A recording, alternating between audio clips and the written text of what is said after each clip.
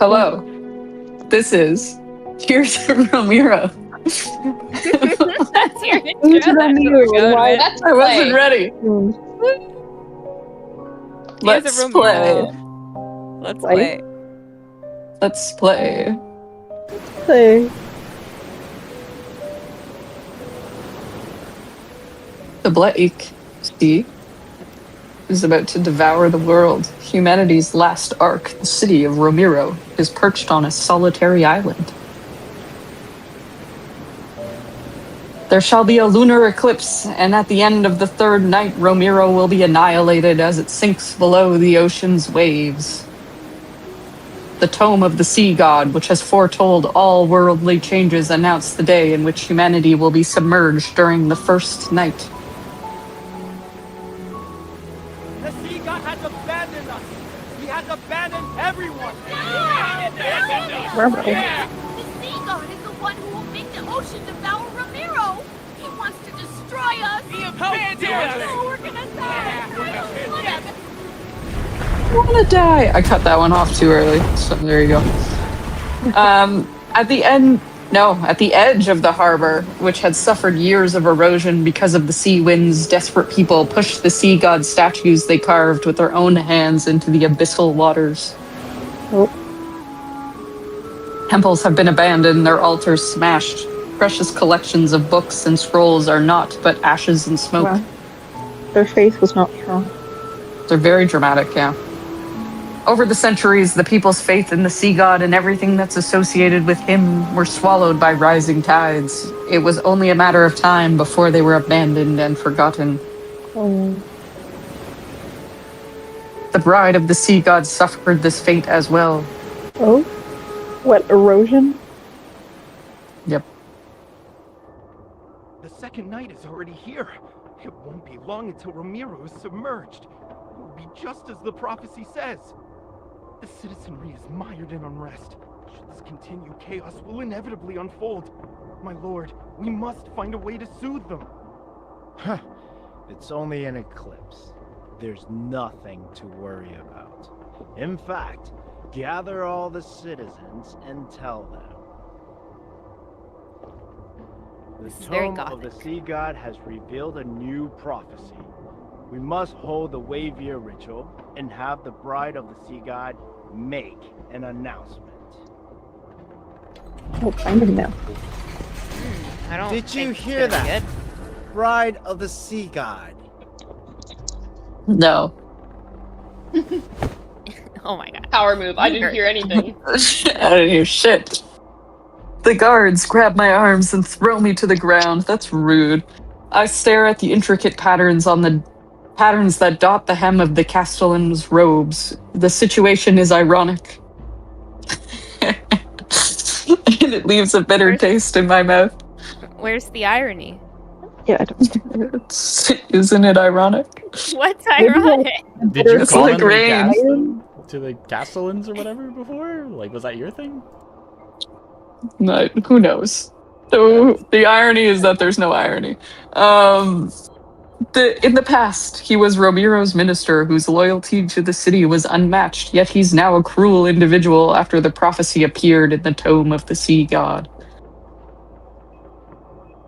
Didn't you say the Tome of the Sea God? That should be a drinking game right there. Every time I say Tome of the Sea That'd be God, so We're great. dead.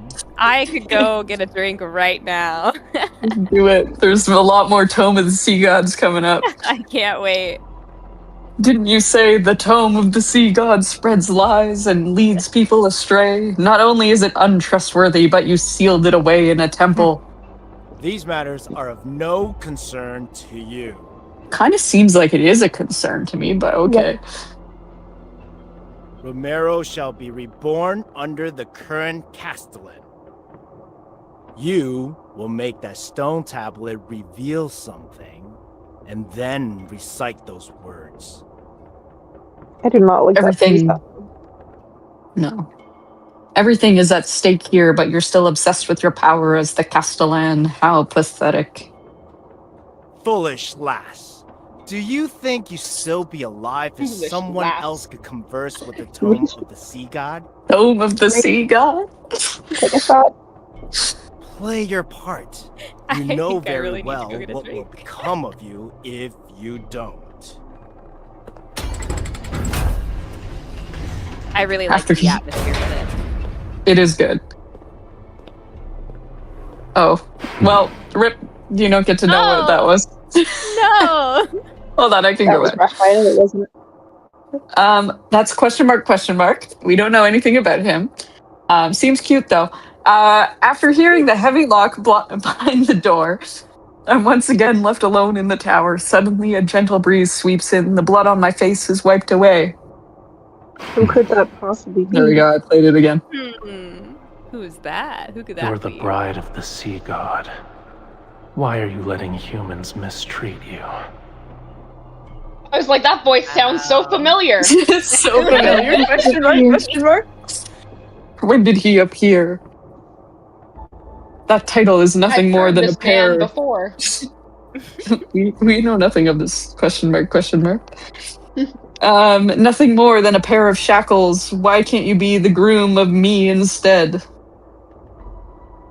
The groom of me. The me groom. I don't remember when it's. I don't remember when it started. At first, I thought the voice was a hallucination born from my lengthy imprisonment. I mean, that's valid. But time passed and the seagulls brought me seashells with strange patterns. That's when I became certain of his existence. Okay, well, I don't know that seagulls bringing me shells is really a thing, but okay. If anything, I would feel like I'm more insane for that. Yes, yeah. He claimed to be the sea god, but his voice was too youthful, too mysterious. I couldn't trust him. However, I found myself involuntarily anticipating his appearances. If anything, it'd make my time here a little more bearable. And like a person who was fascinated while watching a goldfish in a bowl, he approached me. He tested me, tempted my heart to yearn for freedom as it sat in a pit of despair. Don't you want to escape?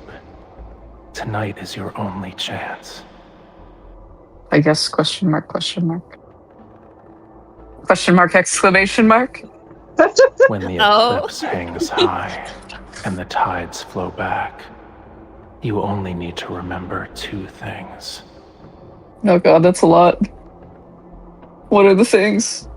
What are you talking about? Why was that a choice? The sea breeze flips through the tattered pages on the table. It stops, and there I see a page covered in mysterious, intricate symbols. The sea god's Summoneo staff.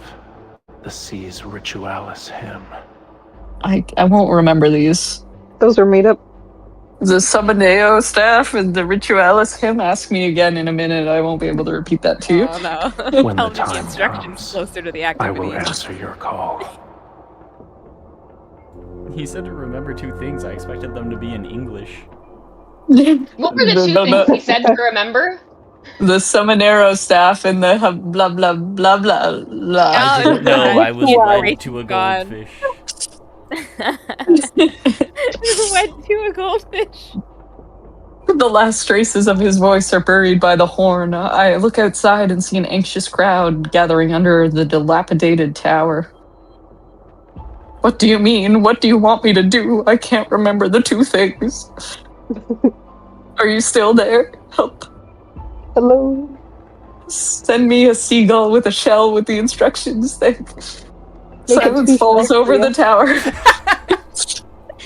I squeeze my eyes shut and force myself to stay calm.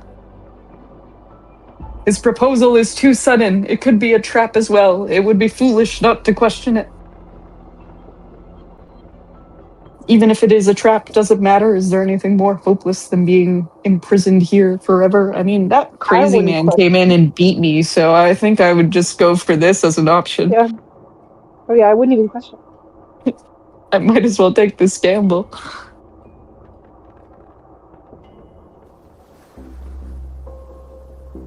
Rejoice, everyone! Atop the tower, Hawthorne raises the orb that symbolizes Romirro. His gaze sweeps over the port towering embankments and the ships with their black sails. Do not fear this lunar eclipse. It heralds a new hope, A new future for Romirro! We He's will about to not lose his crumble job. under the waves! And his wife. We've cast aside the sea god and left behind our hollow faith. Now, our centuries of sacrifice have changed the ancient prophecy. You will see the truth with your own eyes. This man sounds like a swindler, you know? Like, he doesn't even does. sound like someone I want to trust. He sounds like he's related to Kali Gay. Yeah. The sea of people are like ants. They're restless. A guard shoves me and I stumble to the edge of the tower. In that instant, the gazes below me, filled with disgust, fear, anxiety, and cold indifference, pierce me like arrows. ... The Summoneo staff. That's one. That's the one I remember. My lord, the power within the Tome of the Sea God. For anyone taking shots. I need to use the Sea God's Summoneo staff to make the prophecy's words manifest again. The Wavier ritual doesn't require a sacred staff. Do not lie to me. Tonight is the lunar eclipse. Without the Summoneo staff to protect us should any signs resembling calamities appear. I deliberately lower my voice at that moment. Lightning tears through the clouds. The sea churns and massive waves crash onto the shore. A moment passes. The sea god's Summoneo staff. This could be its own secondary game. The Summoneo staff. Its old age apparent is given to me. Yes, I've got the first thing. According to him, I need to... Oh, I'm singing the hymn that I can't remember the name of. Sing your beautiful hymn. Ritualis. I brush away the dust from the staff and raise it towards the Tome of the Sea God. Drink. Our silent universe awakens in the faint light where dusk and dawn meet and merge. The young and the pure sea god... The young and the pure, alright. Sea god descends upon the waves surge. The ancient lyrics flow. His voice sounds too youthful. That's true. But I didn't say pure until now. My mouth, as the staff slowly traces a totem-like pattern in the air. Suddenly, mysterious singing drifts through the biting sea wind. With my voice, it echoes from afar.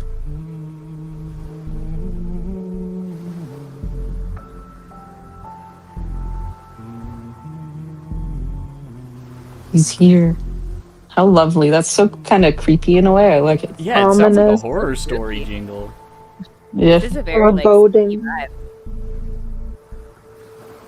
Good, he didn't lie to me. A slight feeling of relief washes over me as I face the wind and sing even louder. He who commands the cycles of the sun, the moon, and the tides. He who guides the souls to rest in distant realms.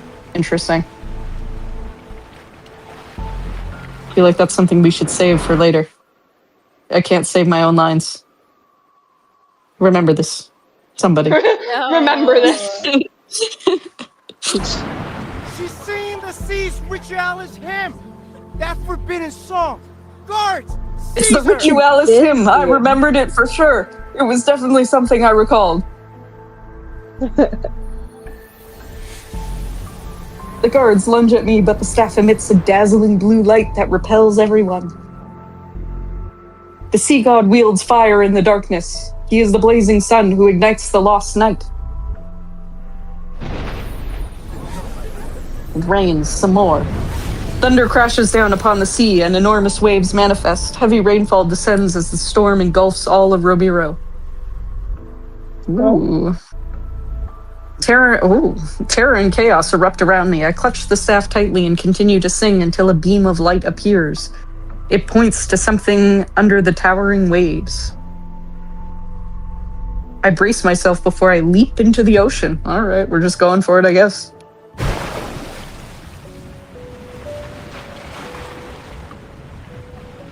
Cough, cough. He said he would greet me, but this is a little too violent for my liking. What happened? Black seawater twists into a massive vortex and carries me away. Disoriented, I stop swimming and let my body sink deeper into the ocean's depths. I lose track of time before a magnificent yet ruined structure gradually appears. You're here at last. Question mark, question mark? We're finally gonna meet. A voice as cold as frigid seawater drifts towards me. Ghostly light sweeps across the crumbling ruins like moonlight. It's reflected in my eyes. I don't know how I would know that, but I do.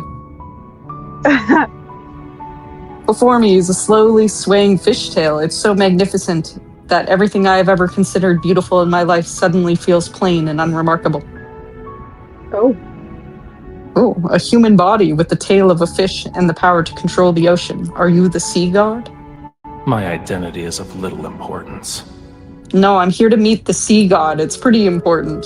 Yeah. Yeah. Kind of a big deal.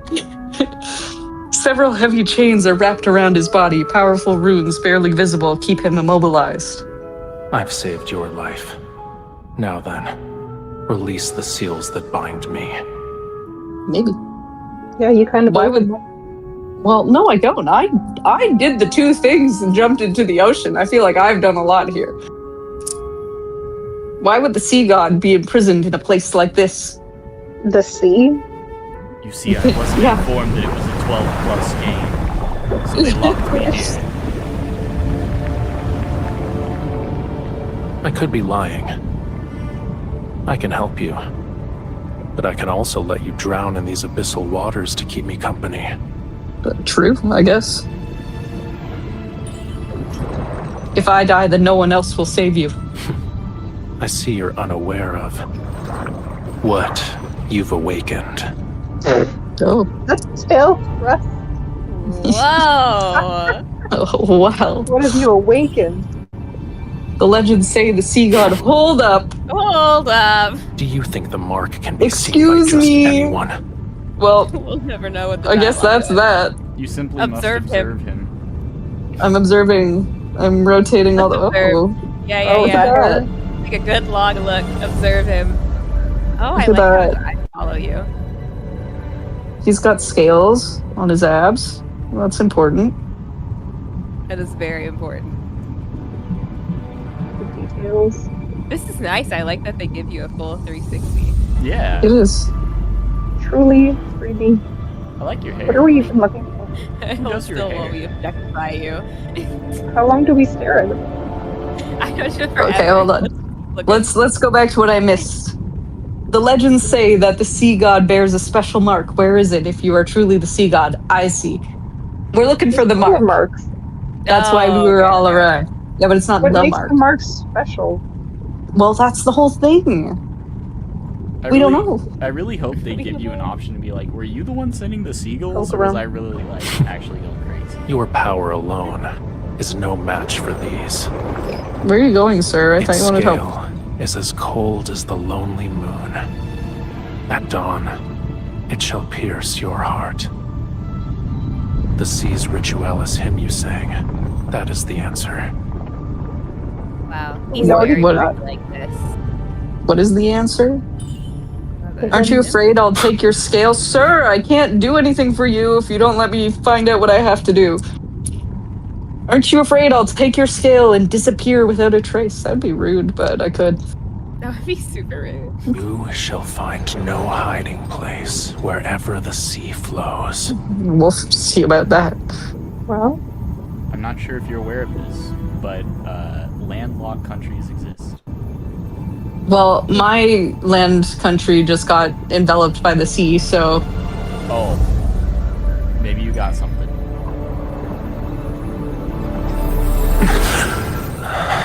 oh.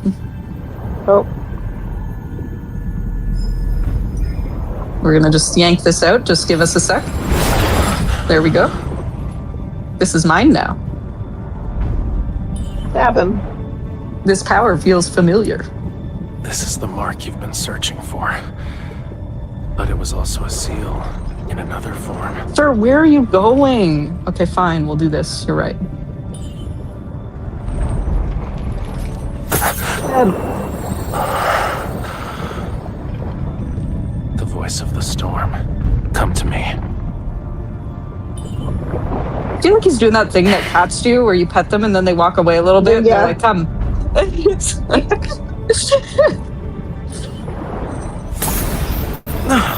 Oh, look, he lights up. You're gonna open the door for him to go free, and then he's gonna just Again. stand by it. Yeah. Again.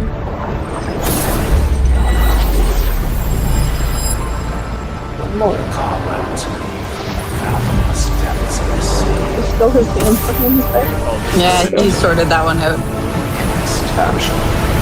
Cannot hold him. Flame his back.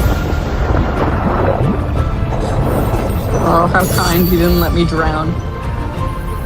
The sea god's revival has been completed. You've rewritten the fate of these waters. Starting from this moment, you are bound to me. You cannot turn back. Okay. Does she get a fish tail? I would want a fish tail.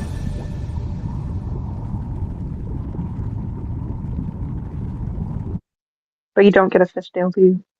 No. Ah.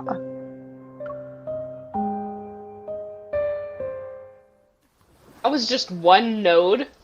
That was one node. That was 20 minutes for one node. We're We gonna got be 9 here all nodes. I'm night. not gonna We make got it. 9 nodes. It's already past my bedtime. The storm's roar filters through the seawater and resonates as whales' distant songs. My body feels impossibly heavy, yet scenes from my dreams gradually come into focus. The Tome of the Sea God cannot be Oh my wrong. god, again. She is the Sea God's bride and our only hope. We need her if Ramiro is to survive. She will be Ramiro's future castellan, protect the land in the Sea God's stead, and change the prophecy. There's still over half a year until your coming-of-age ceremony. Yet the gifts are already piling up. We've run out of space to store them. Everyone truly admires you from the bottom of their hearts, my lady. She's the Sea God's bride and was raised by the Castellan. Her knowledge and abilities are... She Oh, is kind oops. and approachable. A wonderful person deserves all the best things in life. Look at what our foolish devotion to the sea god brought. Death, disaster, and the prophecy that Ramiro shall be submerged. The sea god will never save Ramiro. The bride of the sea god is nothing but a farce!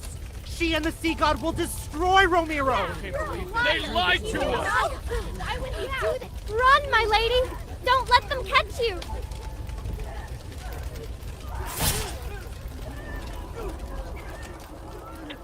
Can you hear them?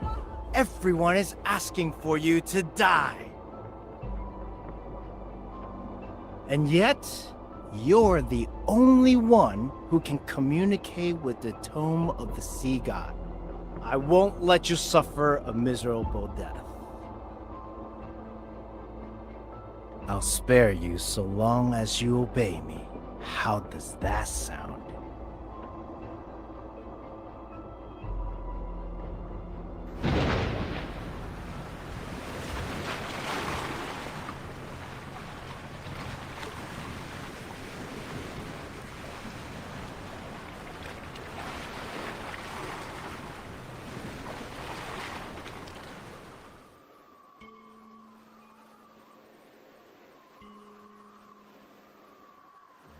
Oh, I didn't read that. Are you I awake? was totally. You're just vibing.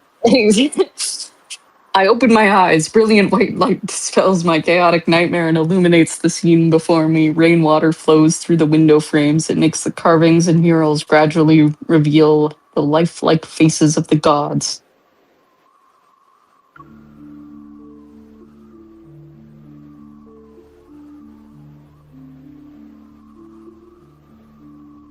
The sea god looks at me, his beautiful tail having transformed into human legs at an unknown point in time. Oh, he can What walk do you around mean now. an unknown point in Oh, time? I Wait, was those are- sleeping. I thought you were ad-libbing that, and then I looked up and those are the actual lines.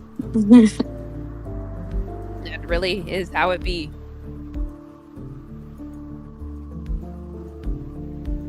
He can walk on land with his new legs. I have prepared a gift for you. A gift for me. He lifts me up and directs my gaze to the steps below. Hawkern, his most trusted minister, the tower guard captain. Those who'd bullied and abused me are now on the ground. What a lovely gift. Bound, they crawl, struggle, their eyes filled with fear and despair. Kill him. Their lives are in your hands. Kill Would you like to deal with them one by one? Yeah. Yeah. His hand covers the back of mine. He guides me to raise my hand, and lightning gathers into my palm. That's fun. Oh. Yeah, zap him. Oh, you're zapping him.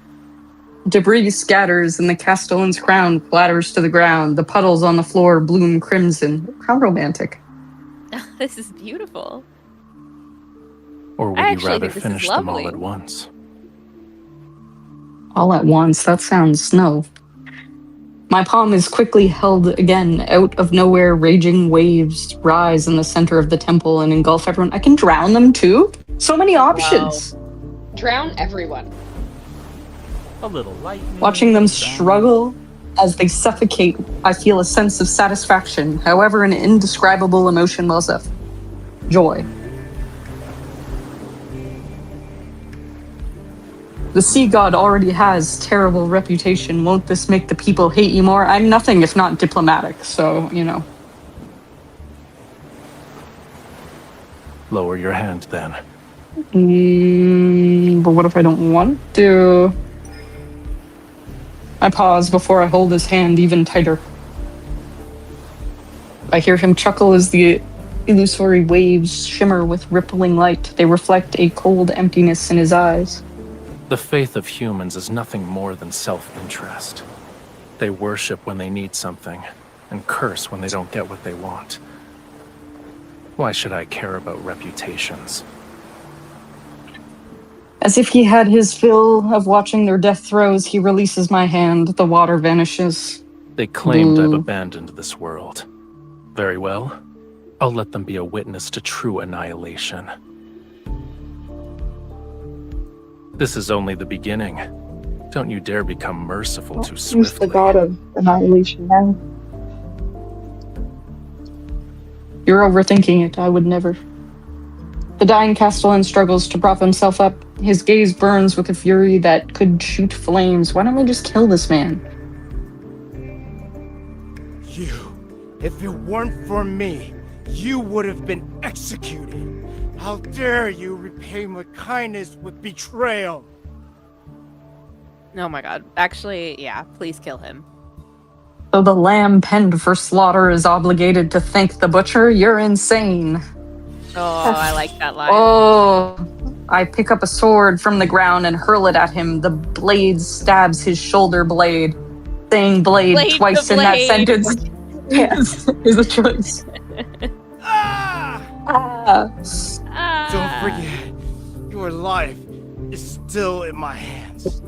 If I die, you will Oh be my cursed god, to sir. perish Get in over it. agony. Shut up, sir.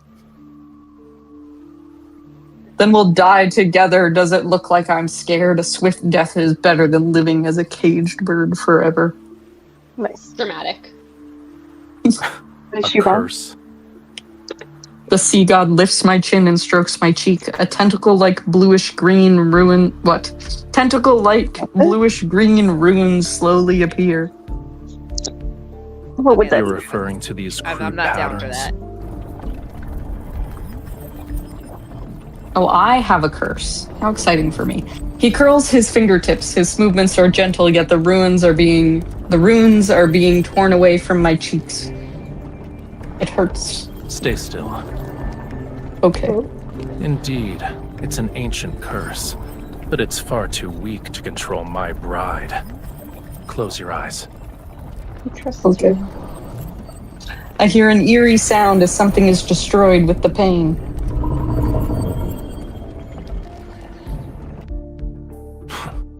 What a terrible attempt of a trick.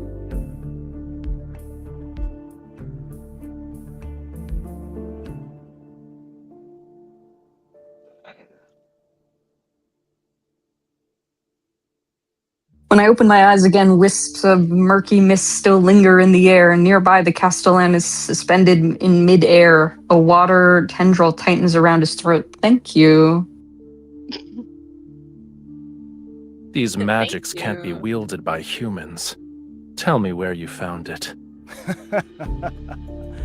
What right do you have to judge me? Oh my god, kill him. I won't kill tell him. I you hate anything. this guy. You don't need He to worry sucks. about asking He's again like either. man. classic Voice, evil his advisor. personality. Aren't you a Crowned god? him king of the land. Why are you destroying everything? The Muria, Whalefall City. Now you want to destroy this island. Maria, didn't the legend say the sea god lived there? In the sky, golden lightning freezes.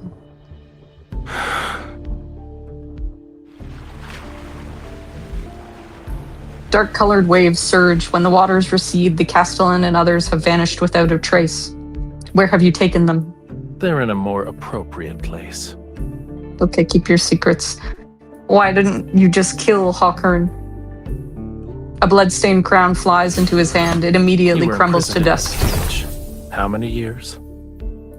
It's been a long time. I don't remember. If the hatred from that time could be offset by him dying instantly, I would happily grant your wish at this very moment. You wouldn't offer me a gift without reason. What is it you want? Tell me. You are my bride, aren't you? He touches the pearls in my hair before he lowers his gaze. Removing unsavory elements from my bride's life is my duty. Wow. He's so As I romantic. As I debate whether I should confront him or try to extract information more subtly, a thunderous crash resounds outside the window. The storm has destroyed a distant embankment. Well, seawater rushes in like a roaring beast as it flows directly into the city. What is happening? This is only the second night. Romero shouldn't be sinking now. You know what Tippy is tap. thinking? Me. To sleep. Oh my god. Well, you should be taking espresso shots. Oh my god. No, she Just- left. just She died. We lost lost Aster. Oh, The tome of the sea god Oh, is take a returned to drink. the temple. I run there and I'm shocked that the words of the prophecy are emitting a faint glow. This future was predetermined long ago. Whether it's the second or third night makes little difference. You knew this day would come. Why are you surprised? Because they said the third day, and this is the second day, isn't it clear?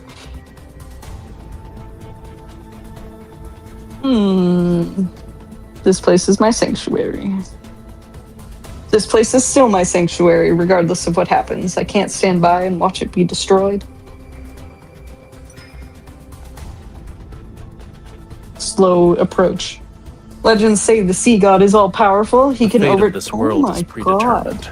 And Excuse me.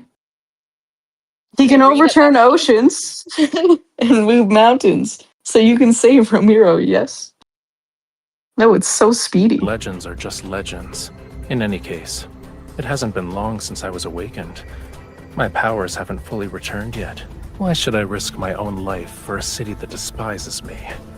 Mind you, I would have to defy a prophecy in the Tome of the Sea God. The Tome of the Sea God. What if you regained your powers? How It many happens times every, have they like- said Tome of the Sea God? Tome of the Sea God is not a real word. Give me your hand. Oh, okay.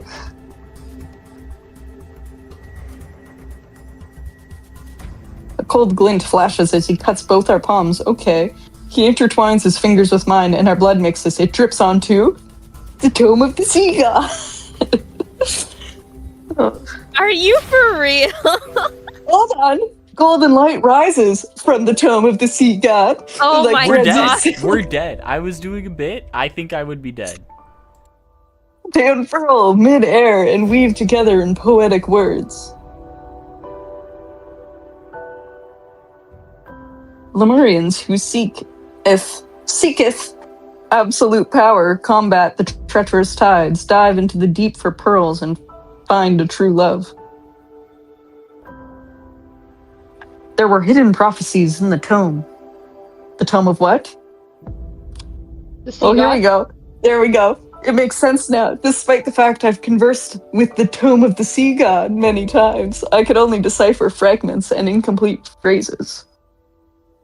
Yet what's more shocking is the meaning contained in these words. I struggle to grasp the most crucial line. To find a true love, that means. The sea god appears more composed as he raises his hand to brush away the text and heal the wound on my hand. At least that's nice. If you're gonna make me fucking bleed, fix it. You already know the answer, my beloved bride. No. You knew you needed me to restore your power. That's why you gave me those gifts. Oh, we got a bot. You're more clever than the humans I'm familiar with. Well, Got a bot? My favorite. now I understand his intentions. I feel oddly relieved. According to the tome, you'll regain your power and stop the sea from swallowing Romiro if we fall in love. Wait, which I'm tome? As scared. things stand, What? this is your Oh, only yeah. option. The tome. How am I supposed to know? This Which is- tome? This is alright. My only option is to fall in love. It doesn't matter what the book is. But falling in love doesn't happen instantly. All the while, the threat of this land sinking below the waves looms over us. We're just gonna kiss right away. Boom. Mustering up some courage, I wrap my hands around his neck and kiss him without any hesitation. Now we're in love. Now we're in love. God's lips are warm. Before he can recover from his surprise, I quickly pull away. Well, has your power been restored? Are we in love yet? Even just a little bit? Just a little bit. He grabs my arm, pulls me close, and bends down to return my kiss. The intensity A is so... simple kiss. Oh my god, we're What not is it? there What yet. is the intensity? The intensity is so overwhelming that I wince and draw in a sharp breath. Okay, It's now far you from may. what anyone would call love. Well, it's still better than sitting and waiting for death. As long as I'm here, death wouldn't dare to visit you. Do you remember how you awakened me? Yeah, I dove into the ocean and cut some chains, and I did the two things I was asked, the Summoneo staff and the sea ritual. Yeah, it wasn't the chains, it was the Summoneo staff. He places the staff in my hands. I'm not sure when or how he got it. Just carries it around sometimes. This can temporarily awaken some of my powers, but we need one more thing to stop the storm. I don't know what it is. He turns over my hand as he traces letters on my palm. I can't help but open my mouth. Why don't you just tell me and not do this? Raphael. Oh, it's his name. He was just the sea Remember it. god. That is my name. That's your name. Recite my name in your heart with the utmost devotion. Then, sing the hymn for me once more. He's got so many instructions. You have to remember so many things. Oh. You're like He the sea suddenly god's died. assistant more than his wife at this point. Well, we're just not a wife yet. We're just a bride. Secretary. of the sea god. That's what it feels like. He suddenly dives into the storm. His legs transform into a brilliant fishtail as he soars above the terrifying waves. The Summoneo staff emits a light to accompany my song. I sing with all my strength and stare at his figure. He glides along the top of the waves. Lightning from the tip of his tidebreaker trident strikes the heavy storm clouds. Streams of golden light swirl across the sea surface. The rain stops and winds cease as the subdued tides transform into millions of transparent fish. They stir up sand and gravel as they slowly retreat to the deep sea. At the base of the damaged statue, people kneel in muddy waters, yet they see the sun rising behind the sea god. He turns around, his gaze passes through the lingering mist and lands on me.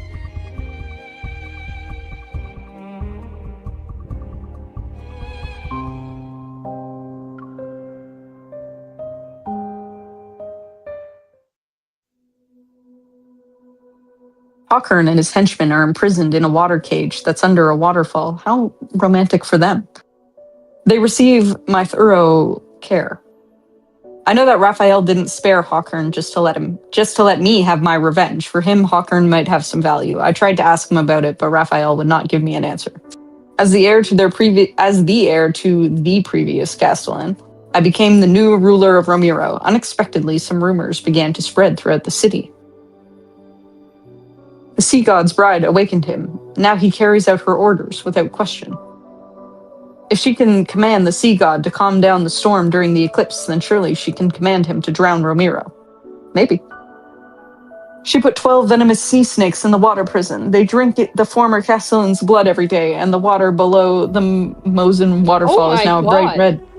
That sounds like a fantastic idea. Can I do that one now? I like that. I pay no attention to their gossip. After all, I have no interest in ruling a city that once abandoned me. What matters most is I must fall in love with Rafayel. I mean, I am now the commander of this city, so I feel like that does matter a little bit, but okay. Just a little bit, just a smidge. Your Highness, the harbor repairs?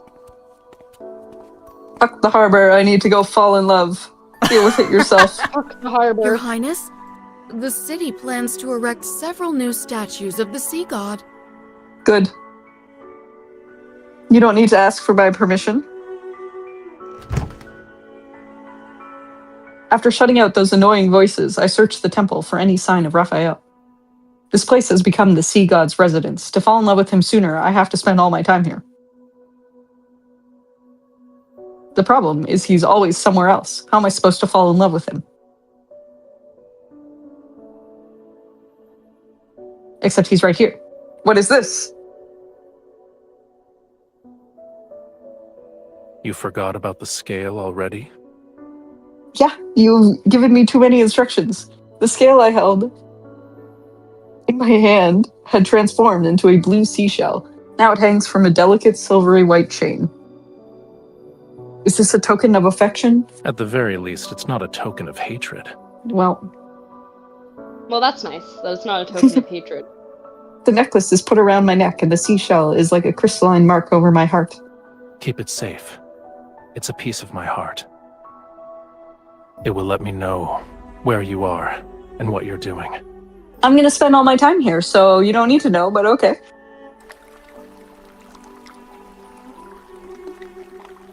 He can track my every move, but I have no idea what he's up to. It's not fair. In the center of the temple, several springs converge into a deep, mysterious pool. The waters churn, and the currents with white sea foam are connected to the deep sea. Around the pool stands 12 broken statues, their damaged torsos holding the candle holders of solidified whale oil. Their heads are solemnly turned toward me. He took the time to build a pool. I've learned something, however. He likes to soak in the water. Wow. The merman likes to be in the water. I am a genius. What? Yeah, I'm a what genius. a revelation that we've discovered this. I would have never guessed that Rafayel liked to be in the water, personally. No one would know. How would they know? Bored. I wouldn't know. Bored. Yes. I would pick up I pick up a few silver leaves from a nearby box and skip them. They bounce across the water. This is where Rafayel likes to chill, but I am going to play a game in his chilling place. Oh, I thought those were the real things. Skipping rocks. The real words. I don't know if the citizenry is trying to curry favor with Rafayel and me. I am the mayor of this town now, probably. But people have sent numerous gifts while keeping their distance. Is he not here? There is no response under the water. I'm about to give up when I catch a glimpse of an unusual light flashing below the surface. Curiosity compels me to dive into the water to get a closer look, but suddenly something in my wrist. It's impolite to enter my bedchamber without greeting me first. That's his bedchamber? That was rude. Sleeps in the water. Skipping leaves Rafayel. on his bedchamber. It is not polite. Rafayel floats to the surface, his long hair spreading out along the water's surface, I can barely see his tail, like a streak of cold yet beautiful multicolored sunlight you'd see during a sunrise or sunset. I supervised the renovation of this temple when I was 15. I was a genius then, just as I am now. If anything... 15? Yeah, I'm an architect, didn't you know? If anything, this place should be mine. You are correct. I shouldn't have stopped you. He tries to drag me into the water, and hold up. Excuse me. No! God, this is insane. I hate how quickly this moves. Why? He tries to drag me. It's like... And the churning currents instantly transform into a ferocious beast. It approaches me with its open maw. He's about to eat me with the water. That's rude. Release me. What am I doing? I'm going... Oh. I use his momentum to grab his arm and quickly wrap my arms around his neck before the water can engulf me. It's cold. Yes, and you could have avoided this.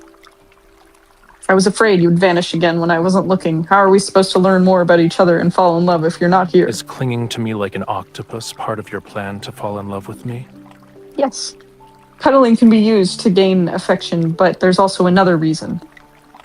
A cold water droplet slides across the tip of my nose. I sneeze multiple times. Why are you so delicate? The water in your bed chamber is too cold. Why is it freezing? It needs to suit me, not you who sleeps in there. Is there a problem? Only humans have a habit of parboiling themselves. It's called taking a hot bath. Achoo. Yeah, but I'm not going to sleep in a hot bath. Probably. Probably. I mean, I would. I definitely would fall asleep in a hot bath and drown. Don't fall asleep in the bath.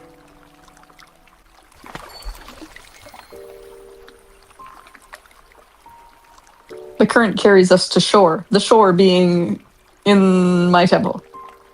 The Raphael's tail transforms into a pair of legs as he steps onto the stone tiles inlaid with seashells. You say you don't want to die, and yet you jump into frigid waters. Your desire to survive is rather wanting. You're not wrong. I just do jump into water constantly, apparently. You say you need to fall in love with me, and yet you're nowhere to be found. Do you actually want to get your powers back? I never believed an intangible emotion such as love could serve a purpose. He sets me down as a ball of flame arises from his palm. I flinch and pull away, but he places it in my hand. Oh, we get to see his little fire powers in action. It's not burning me, and it's warm. Are you no longer afraid? He creates several more spheres of fire and uses them to dry my hair and clothes until they're comfortably warm. That would be so convenient. It would be.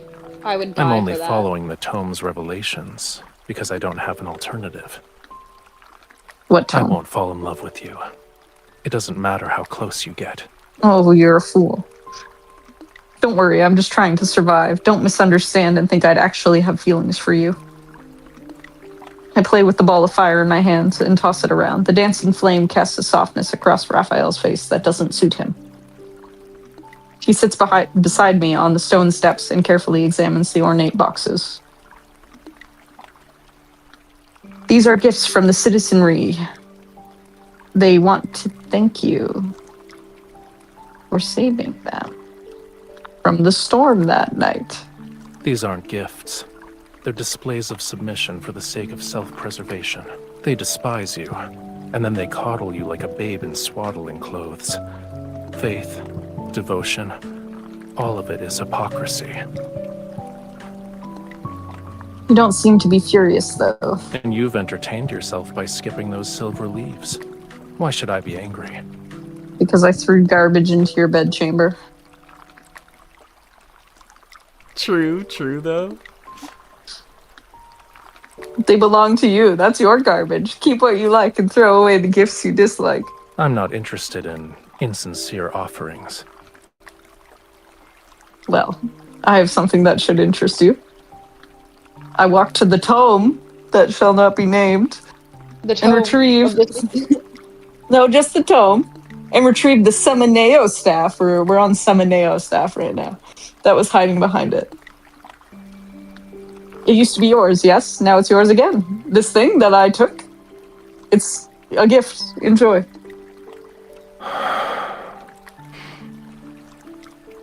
You are its rightful owner. Question mark. He gestures for me to look at the ruby on the staff. There's a strange, distinctive mark on it. It's your name written in the Lemurian language. Wow. It That's belonged mine. to me, but it seems I gave it to you. So it's yours now. Okay. Yep, it looks familiar. This is mine. Now that you mention it, it does look familiar.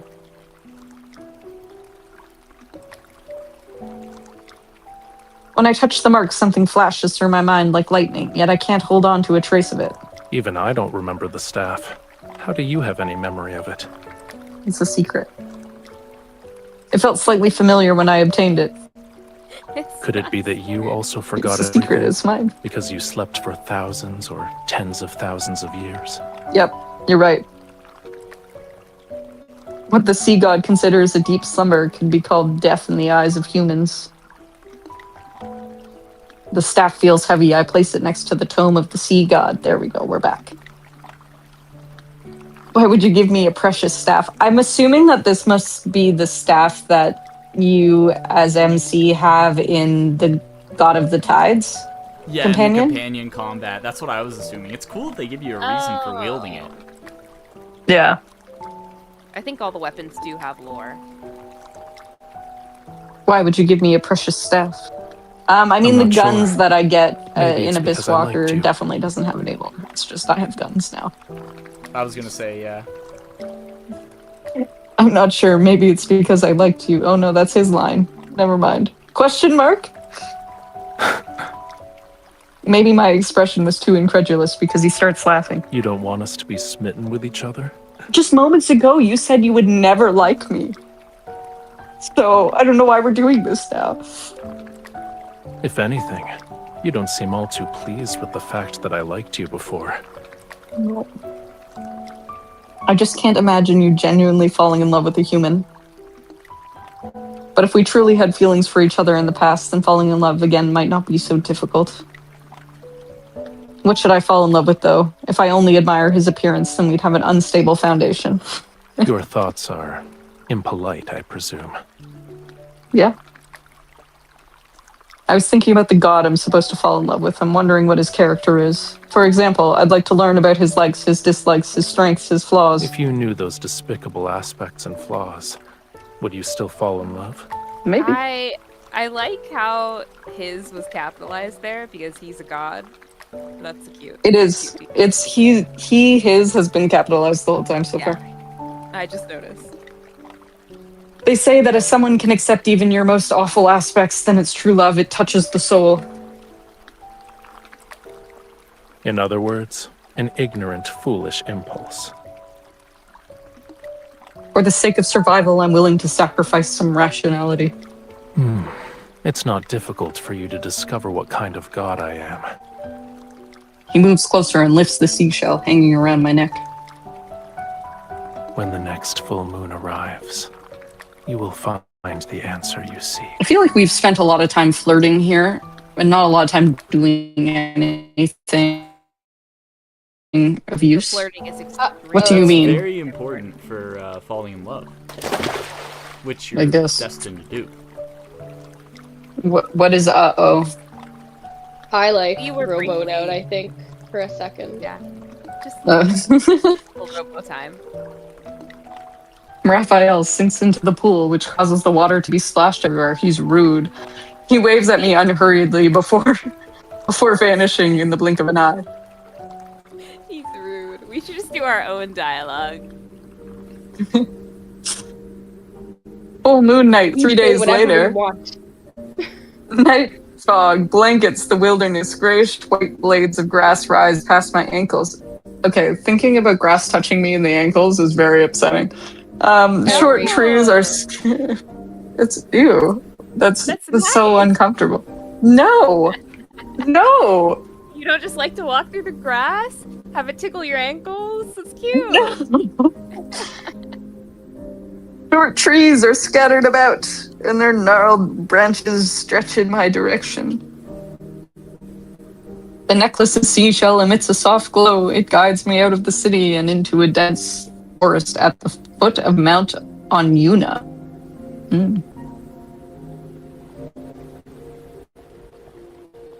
What's that sound? I quicken my pace. Exceptionally bright moonlight filters through the trees and illuminates ruins covered in gray-green moss. Rafayel stands in the center of the area. Water flows from his hands to lift the broken stones. They're pieced together in midair. I continue to tiptoe, and then...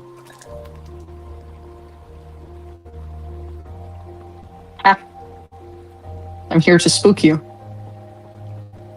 I heard you breathing earlier. Who do you think you're trying to scare, mortal? You. You brought me here in the middle of the night so I could watch you build a house. I recognize these as the oldest ruins on the island, but no one knows their origins. Correct. Okay. Come closer. You're in the way. Fine. Still uncertain, I move to the side. More stone bricks float upward and assemble themselves into a wall covered with fragmented inscriptions. His blood surged to form the oceans. His scales transformed into the stars above. His bones became the whales who bore the sun disk, the moon clams that measure time, the coral bridges that lead to the netherworld.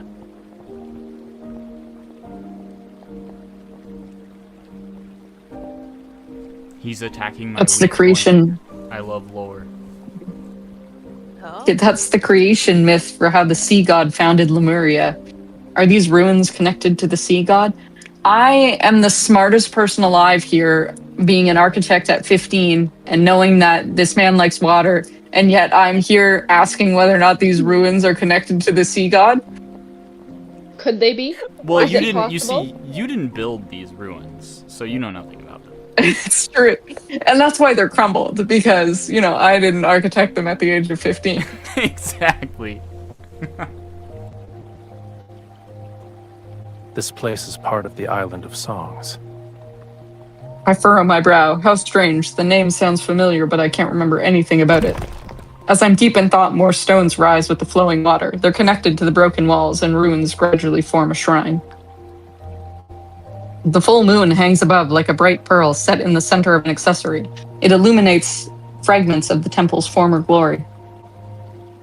It preserved Lemuria's history, as well as the important chronicles of every sea god. The sea there are god you want to multiple. learn about is here. These are the stories about the sea god, but they're not the story of Rafayel. There's no difference. One day, I will become another sea god who's depicted here. The name Rafayel shall be forgotten. He tilts his head back as if he's using somewhat real yet illusory fragments to search for pieces of his memories. That doesn't sound like a good thing. It is. Yet you want me to get my powers back, so I can ascend and become a true sea god. You're not wrong. The flowing water gradually disperses, and the shrine crumbles apart once more. It has returned to being ruins. What about you? After you regain your powers, what do you want to do? I'll start with finding the person who sealed me away at the bottom of the sea. And kill him. Torture them. Do you remember who it was? I will eventually. So no. Empathetic, I nod. I know what it feels like to lose your freedom. You were sealed away for so long, you must really hate that person. They aren't even worthy of my rancor. Question mark. However, I won't let them go unpunished. He glances at the moon before walking into the dense forest. I hurriedly catch up to him. There's one thing I still don't understand. You forgot who sealed you away. How do you know that I can break your seal? You are the sea god's bride. You're the only one I would choose.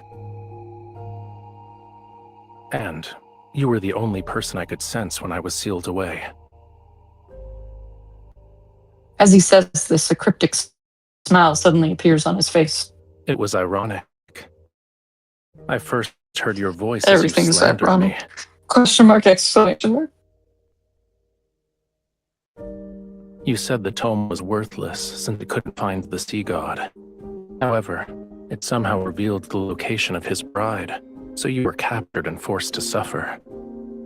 You said I abandoned my bride, played with whatever caught my fancy, and questioned how I could be the sea god.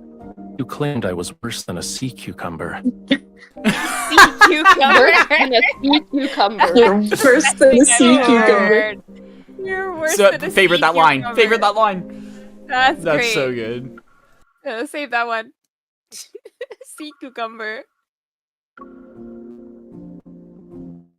Also,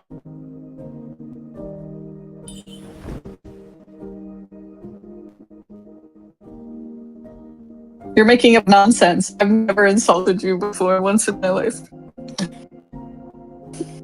I argue while frantically trying to think. However, I have insulted him a few times. I eventually realized that when you talked to yourself or slandered me, it meant you were in good spirits. And if there were days when you were very quiet, I could also guess what you were going through.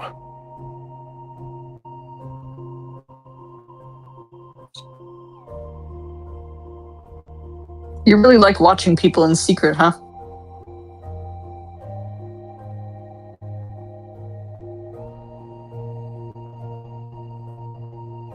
That's an incorrect assumption. I only see you. I only stalk you. Alright. Fun. Exciting.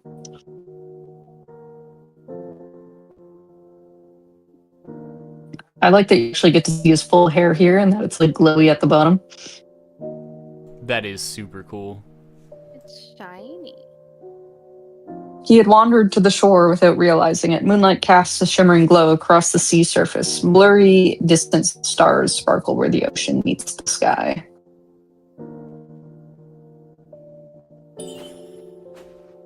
What is it? It's to stop you from jumping into the water and vanishing again.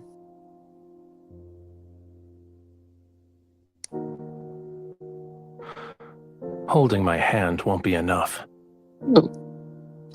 If you keep disappearing, it'll be hard for me to fall in love with you. I feel like I've said that like 40 times now.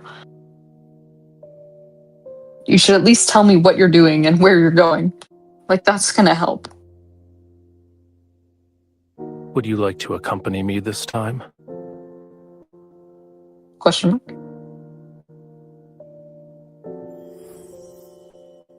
He raises his hand and the moonlight condenses into a strand of silver thread at his fingertips.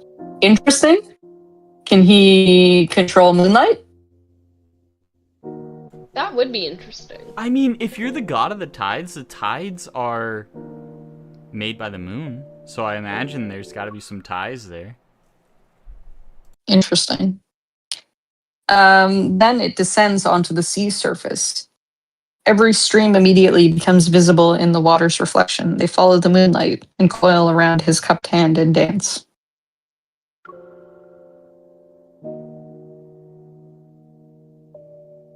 The perfect opportunity is right in front of you.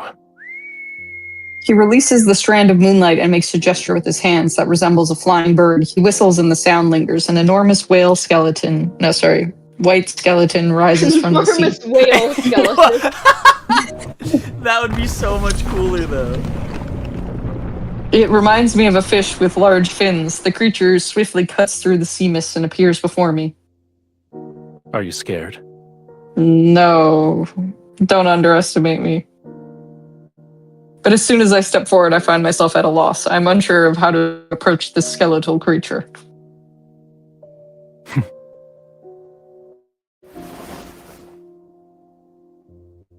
I feel a sense of weightlessness as Raphael places me directly on the creature's back. His legs then transform into a tail and he swims into the ocean.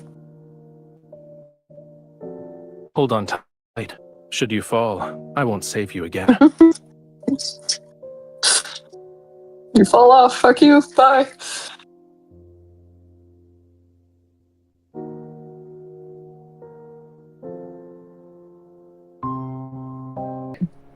Here we are. Back again. Splish splashing around.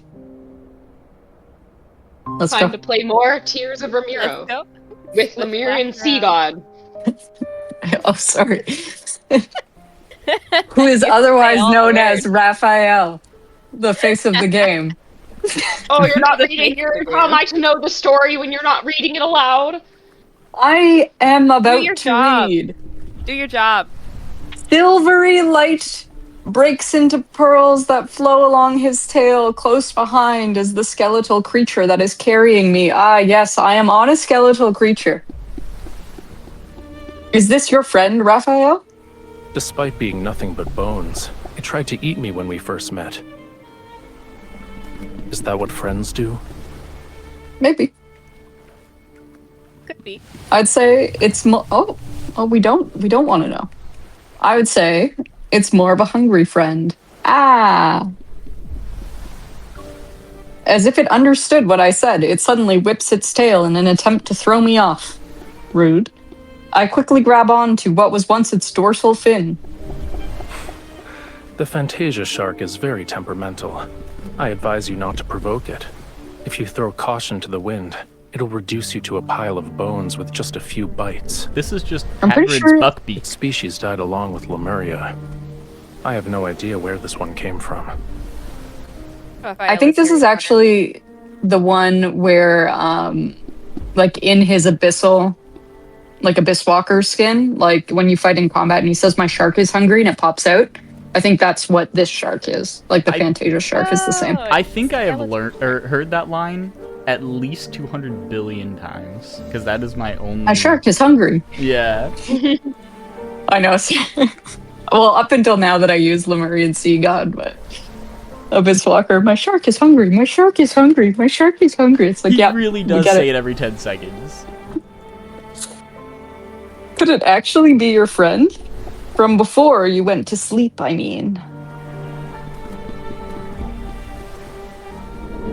The Fantasia shark raises its head and makes an almost inaudible sound. Then it quietly swims closer to Raphael.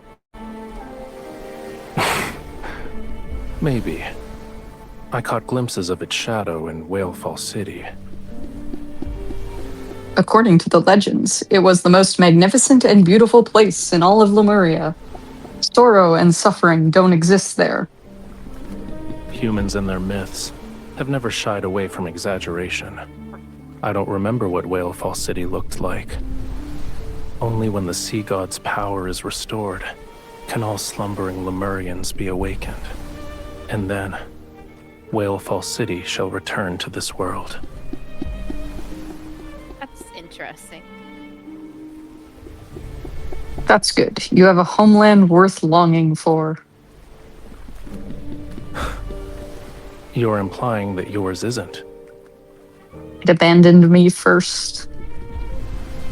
Not wanting to continue this conversation, I pretend to admire the Fantasia shark.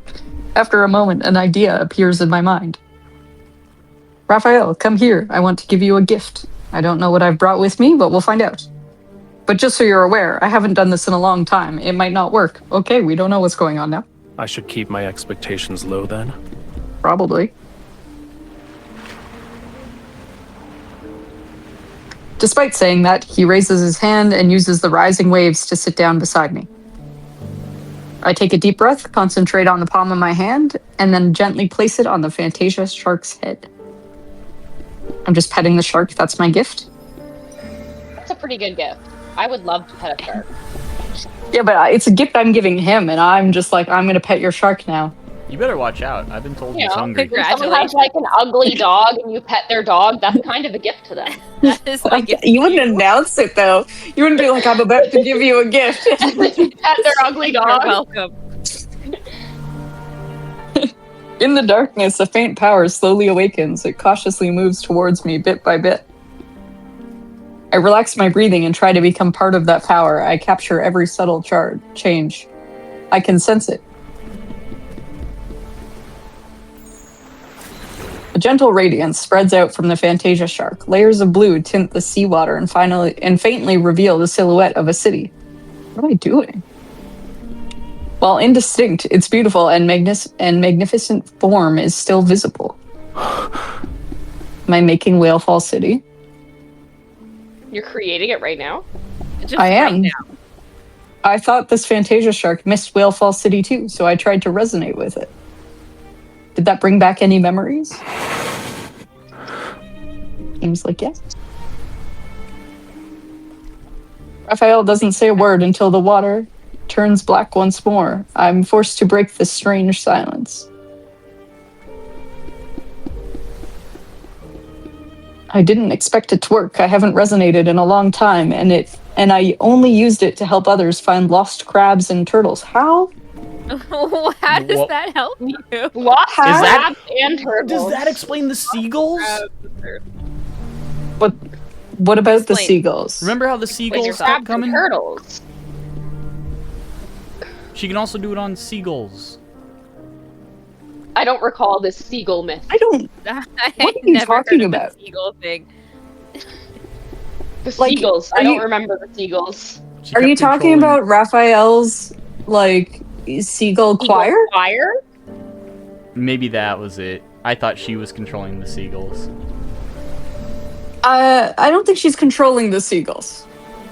Just crabs and turtles, okay. They have to have a shell. But she's not controlling them, she's just finding them. She's, search and rescue. I think what is interesting about this is they are referring to her abilities at this time as resonating, like the same way that she is in the present day. Because I feel like a lot of the other myths allude to the resonating power. Zane's calls the resonating, etc. They're like, oh, she's like a god, but she's just a woman doing resonating. Not entirely true, because she makes a magic carpet from water. Yeah, but I think the resonating power, she's just not using it to its full ability in the current day. That's possible. It can create things. Yeah. Thank you. Control things. Well, it can be used to find missing things and also display in a hologram type of way memories. That's what she kind of just did in the ocean. So it has a variety of uses, I guess. I think it can do almost anything depending who she's paired with. That makes sense. What? You helped me see Whalefall City. I'm expressing my gratitude. You're welcome. The moon has disappeared as sea fog descends with the heavy clouds. They engulf other surroundings. As the fog grows thicker, this is actually hilarious. I just want to state, because in my profile, I said that I liked fog, and now I'm also getting fog. We've hit on my 2 likes. Sparkling Raphael's water delivered and them fog. both. Yeah, I've got the sparkling water and the fog. A perfect match. Oh my gosh, how romantic. As the fog grows thicker, my doubts continue to take root in the depths of my heart. You still haven't told me where we are going, Raphael. We'll arrive at our destination once the fog clears. And you still aren't going to tell me. But just as I'm about to press for more details, I suddenly feel like my mind is being enshrouded by fog. My consciousness becomes heavy. Something's wrong with this fog. Oh, it's haunted fog. Oh is no. as it should be. Apparently nothing is wrong with this fog. Just close your eyes and get some rest while you can.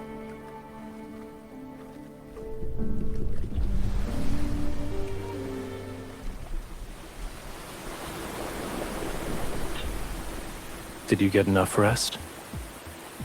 Maybe. How long was I asleep? Wait, where am I? The surrounding seawater surges violently. It rushes with the force of 1,000 avalanches toward a massive oceanic abyss. It's like the crack between the heaven and earth. It seems as if the entire ocean is about to collapse. The thunderous roar is so deafening that it makes my ears hurt, and a sense of foreboding washes over me. Raphael, please, don't tell me we're going there. I thought you were eager to help me get my powers back. Oh my gosh. Well, apparently we're going there. Oh, This is you're what going the Tome there. of the sea god means by Oh. the treacherous tide. He said it. Tome the sea god, he said the Tome the line. Take a sea shot. god. Say the line, Bart.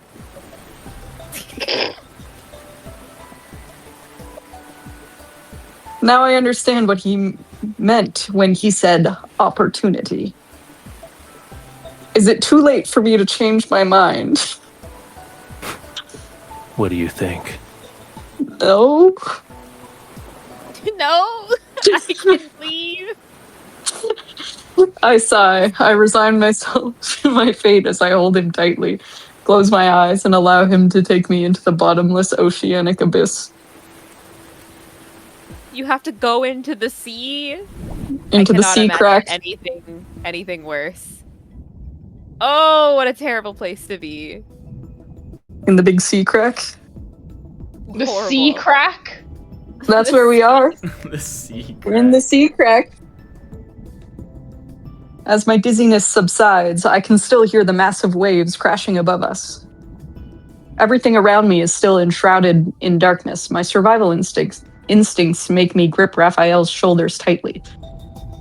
Is it over? It's only the beginning. Oh, sir. How could he do this to you? We don't want to go into the sea crack. He holds me close as we continue swimming towards greater depths. After what feels like an eternity, our feet finally touch a flat seabed.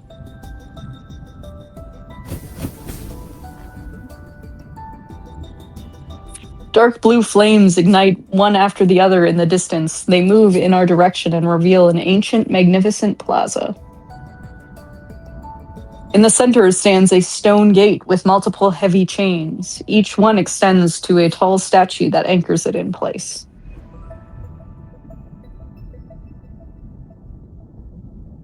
The Lemurians have a lot of ruins. This is the sea god's tomb. Well, What a rude thing to say. Oh, you've got a lot of ruins. A lot Everything of you your have? society is like dead and gone. yeah, exactly. Like, why is all your stuff trash?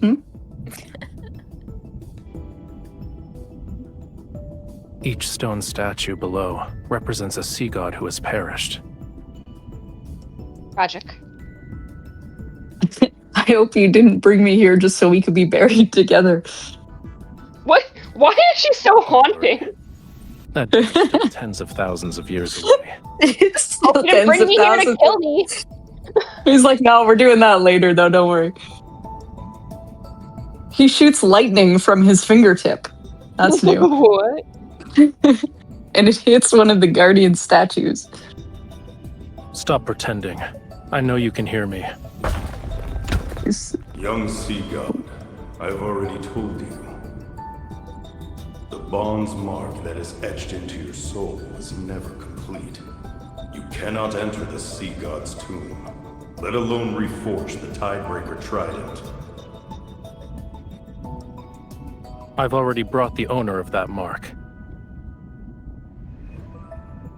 Even when I'm pushed forward, I'm still trying to figure out what this bond mark is. If we're together, wouldn't that make it complete? Huh. You are correct. Wow. This- The statue that doesn't was seem it. like it was very knowledgeable. The statue slowly turns towards me. To awaken the sea god, you must traverse the 33 levels of the sea god's tomb to reach its depths, and to offer the Tidebreaker trident on the altar. Look, there's nothing I love more than a tournament arc. So, The 33 levels for your tournament arc. Once the trial is complete, you can reclaim the sea god's power. combining Raphael's words with the statues, I realize what's happening. There are statues representing past sea gods in each level of the tomb. So there's at least 33 past sea gods, I guess? Does that mean we need to defeat all of them? Then you'll be able to complete the trial. Tournament arc. And regain your powers. Are you scared? No. I'm not. Dying here is no different than dying in Romirro. She's so dramatic. I'm here for this MC. She's If pretty we dramatic. succeed, she's like, we're gonna die anyway, so whatever. If we succeed, my chances of living a long life will increase. She literally bounces from like, oh yeah, I use my power to like help people find their lost crabs, to like, we're gonna die here anyway. Did you come here to drown me? Take back those pessimistic words. It's not if we succeed. It's when we succeed. Leave everything to me. You just have to do one thing. Oh no, what's the one thing? Which is? Don't die. Look. That's a lot. You can't just tell somebody not to die. He has so many tasks. He's like, hey, we started this off by remember and do 3 things. Now he's like, now you gotta do another thing. Just, why don't we chill and we don't have to do anything? Now you gotta do 33 levels of things. I gotta not die 33 times. The Tidebreaker Trident materializes in Raphael's hand as he walks to the stone gate. I take a deep breath and summon a silver sword. So that's kind of cool, because I guess that's the sword that you have when you're fighting with him as the companion. But why Let's does begin. she have a sword? Because she summoned one.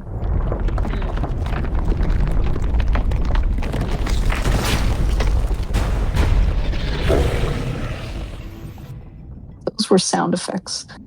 The stone statues slowly pull away the heavy chains. Layer upon layer of seals are released, one after the other, and the seabed begins to shake violently.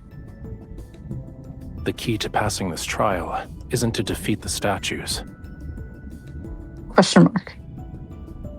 He suddenly pulls me close, lowers his voice, and enigmatic mirth flickers in the depth of his gaze. It's related to reaching the altar. So it's a race, not a fight. As soon as a gap appears in the stone gate, Raphael swings his trident and creates a maelstrom. It sweeps us up and propels us through the entrance. Lightning flashes and sparks fly as he shoots into the first level like an arrow released from a bow. Meanwhile, a sea god statue is slowly emerging from an enormous stone niche. So if they did a Love and Deepspace amusement park, this would be his roller coaster. It would be. I think Raphael would have a water ride. Yeah, you know, it's a water roller coaster. They would do like one of those combination rides where it's like you're on a track but you're in the water. Splash Mountain? No, there's one that I'm thinking of. I'll follow up later. Jurassic Park Jungle Ride. Some dramatic, like, not very farm or like Six Flags ride that no one outside of the US knows anything about. Yeah, I am actually. Yeah. I'm gonna find it. This Water is actually the coasters. They're very EAC from popular. Finding Nemo. One It is Finding Nemo. thing that's cool about this scene is like what they're describing, what he's doing right now is again literally what happens in combat. Like when you fight, he goes in like a water vortex and flies into the sky. We just love the little details in these games. Young sea god. All right, Lemurians can have facial hair, let it be known. This one is long-bearded sea god. Oh, he does. We get the lore drop? That's awesome. With the lore drop, they can grow facial hair. Lightning strikes and catches the statue off guard. It's knocked back into the stone niche. Raphael doesn't linger. He rides the current into the second level and unleashes another lightning bolt without hesitation. I hope I don't have to read a sentence for all 33 levels.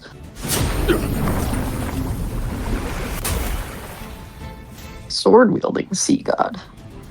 Chaos surrounds us as an unprecedented scorching heat radiates from Raphael's body, yet his gaze remains exceptionally sharp and composed. The stone statues are either knocked back before they can fully emerge or slow in their hopeless pursuit of us. Duck. I swing my sword to cut down several coral arrows flying toward us, but I won't tell you the rest because it went away. Oh. Went away too fast. It went away. Where was I? Coral arrows flying towards us, only to feel the arm around me tighten. Like a blazing... Okay, this is probably going to be on the screen. Like a blazing flame, Raphael turns the entire sea god's tomb upside down. He takes away the words too quickly for me to read. He reaches the altar in just a few breaths. Thank goodness I didn't have to read 33 sentences.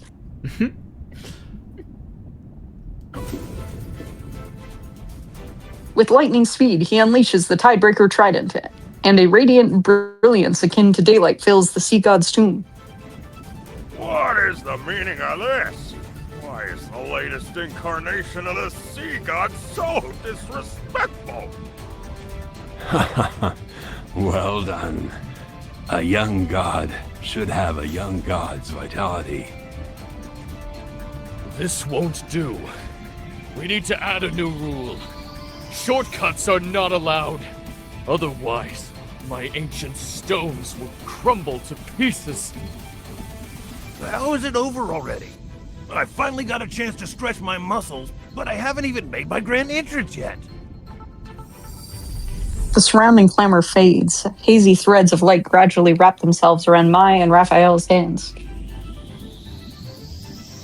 Ye who desires to ascend to true godhood, the deep sea shall inscribe your name.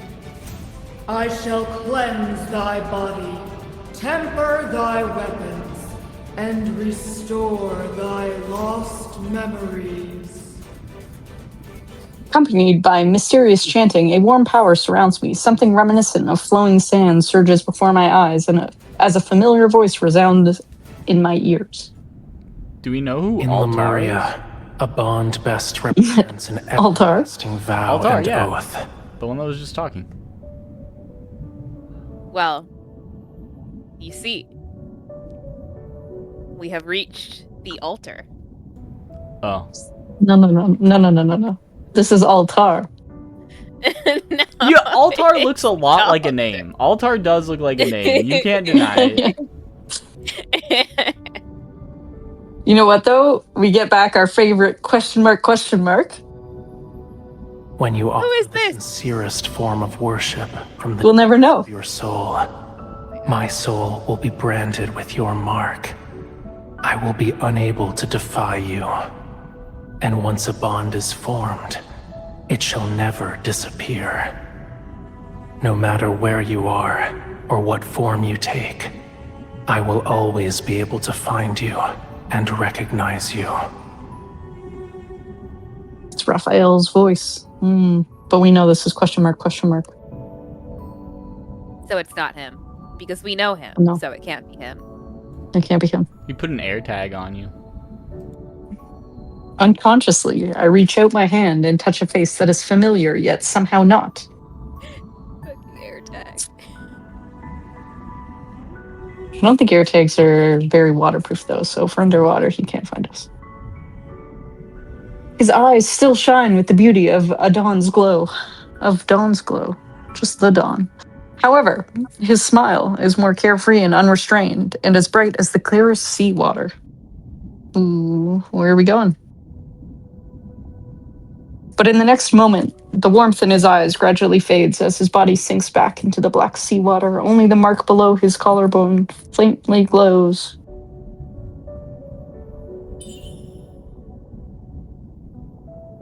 Lemurian covenant, I promised you. What did you promise? I don't know. I'll find you your turtles. Oh, good promise. No, horrible promise. That's pretty good. If you lose your turtles, I'll find them. Where is I that don't option? need Where that. is that option? I don't need I think somebody he'd to help me find my appreciate it. turtles. All right, I offer you my heart. I'm willing to give you my heart. We can always The upgrade to turtles sincerest some other worship. time. My sincerest form of worship. Oh my god! Why you make me click one option? Just say all the words. I will bear your Because mark. It's locking you into a real deal here. I'm willing to have your very being etched engraved onto my soul. You don't sound very willing. Look, I said I was willing to find his turtles. In a trance-like state, I hear myself say unfamiliar vows, yet every word seems to come from the depths of my heart. This is coercion. I gave you my heart. He takes my hand and places it against the glowing mark. Everything is clear to me. Before you fell into a deep slumber, we had formed a Lemurian covenant. That's why I'm the bride of the sea god. Look at me, I'm putting it all together now. Oh, you're so smart. Those threads of light gradually melt away. The seawater is cold again, and the atmosphere is somewhat awkward. A Lemurian covenant can only be forged when both parties are willing. So, you voluntarily became my bride. It had nothing to do with the Tome of the Sea God. Don't forget to apologize to it after we get back. Now I have to apologize to the Tome of the Sea God? Oh my god. Yeah. I realize he's teasing me about the time I called apologize. the Tome worthless. My ears burn with embarrassment as I clear my throat. Ahem. You must have recognized our bond a long time ago. You just didn't tell me. It only represents the past, and now it means nothing to us. The tempered tidebreaker trident returns to his hand. Rafayel turns around, his tail emanating a more vivid and sharp radiance. Within his body, a portion of the sea god's power has been awakened.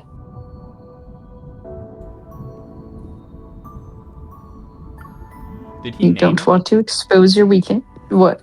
Name what? The trident? Did he choose to name it the tempered something? No. trident? It's tempered because the altar said that it was going to temper our weapons. What about that other part? Tidebreaker. The tidebreaker, that's what they were calling it already. I think that's just what it is. Like, the sea god has the tidebreaker trident. Oh, I know. Our bond means I can command you. You don't want to expose this weakness, do you?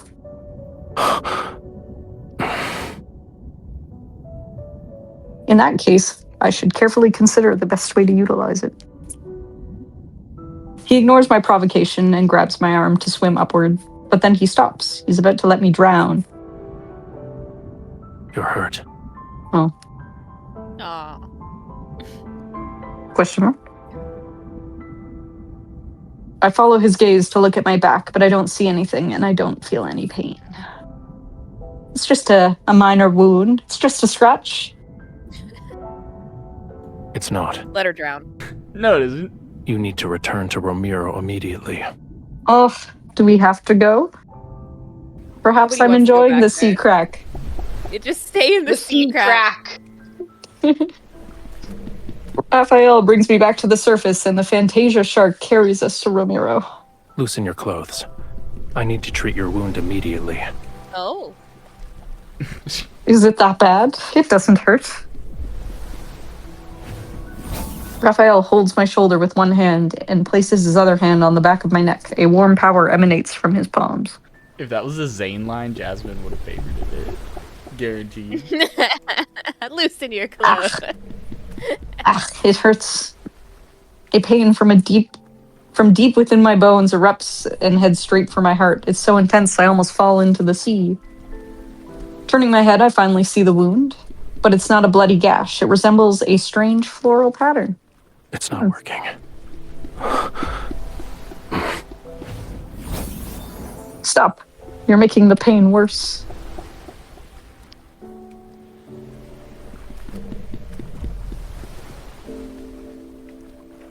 Yet long after Rafayel stops, the pain doesn't subside. I break into a cold sweat, and the drops reach my eyes. They trigger another kind of sharp pain. The pain of having sweat in your eyes. Once the fog clears, you'll feel better. That is a terrible feeling. Rafayel, I need a favor. I groggily lift my eyelids as I rest on his lap. There are rumors They say the sea god's song can enchant people's hearts and make them lose themselves in illusions. Could you possibly... Don't believe baseless rumors anymore. Can't you try? I'll use our bond and...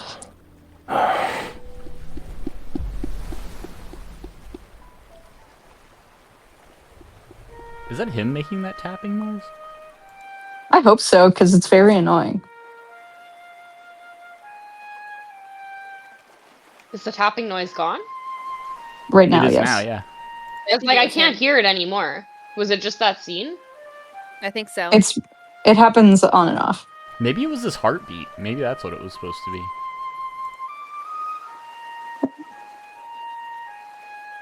A melody is played on a flute. It flows across the rippling, glittering sea and gently falls into my ears. It's unfamiliar yet captivating as it guides me. I descend into a magnificent dream.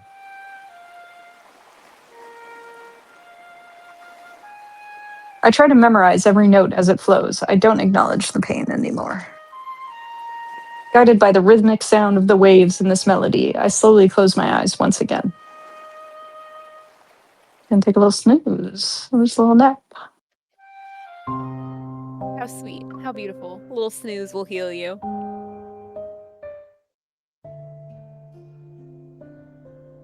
After returning to Romirro, Rafayel immediately confines me to the temple. He requests that I don't go outside until my wound is fully healed.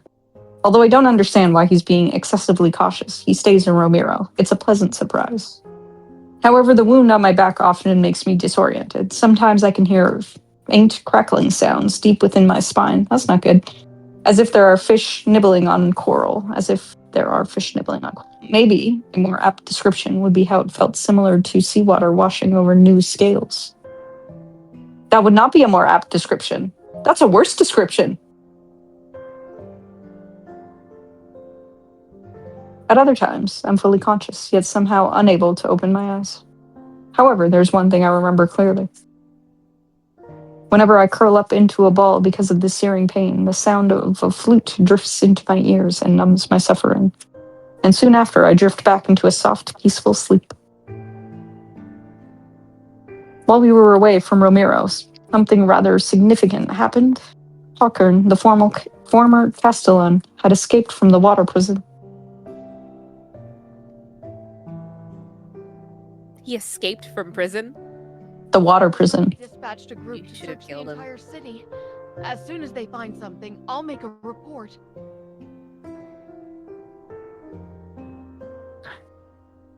Hey, the lady in wait immediately falls silent outside the curtain. I hold back a gasp and turn to glance at Rafayel. He's applying medicine to my body. Since he heard about Hawkern's escape, he has remained unfazed. There's not even a trace of anger or displeasure on his face. Dot.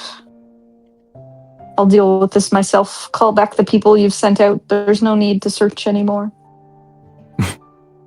Yes, Your Highness. When I wave my hand, Peya quickly retreats as if she's been pardoned from execution. You let him escape. Beasts of the deep only bare their real fangs when facing death. Humans are no exception. Making him believe he still has a glimmer of hope will force him to reveal his plans. Aren't you afraid he might have a secret weapon? You should be prioritizing your health. He applies a slight pressure with his hand. I subconsciously try to pull away from the pain, but he grabs my shoulder and presses me back onto the bed. This ointment is made from gold feather algae. It's the best medicine for wounds in Lemuria. Stay still if you want to be hale and hearty again. And be gentler. I am being gentle. Are human bodies so fragile that they can't withstand a tiny amount of pressure? Yet he still lightens his touch as he applies the medicine, his cool fingers gliding along my spine. Call for that lady in waiting and have her take care of you instead. No. That won't be necessary. No, you're doing well. I like it when you look after me.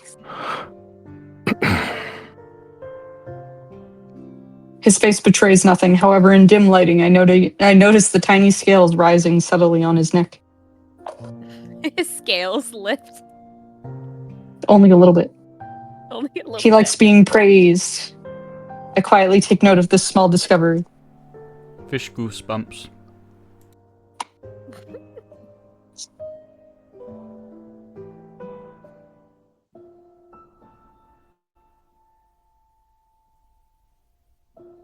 That night, I develop a fever again. It often happens during these past few days.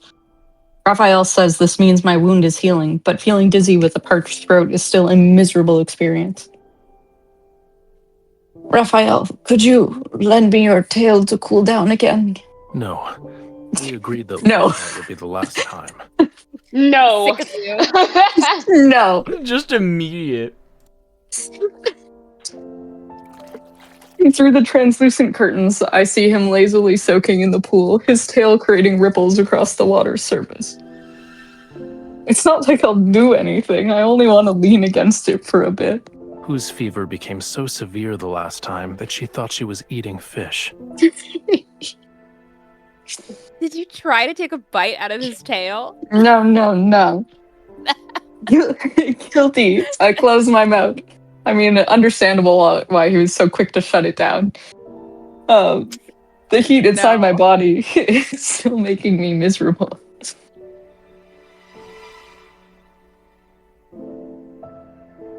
What are you gonna do? Pretend to be I'm gonna weak? pretend to be weak. Covenant. Using the Covenant is like his abuse tail. of power. Raphael, are you still there? I'm dying. I think my ears are ringing. I can't hear your voice anymore. I'm going deaf. Truly? If only he would warm you with his tail. I want to be cooled with the tail.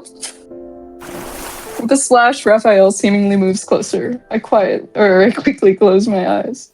After a moment, I hear the faint sound of flames burning metal. What is he doing? If your ears are ringing, then the situation is grave. Uh-oh. Is he gonna put you out of your misery? What's going on? It's like... We'll have to make a cut along each ear to let some blood out.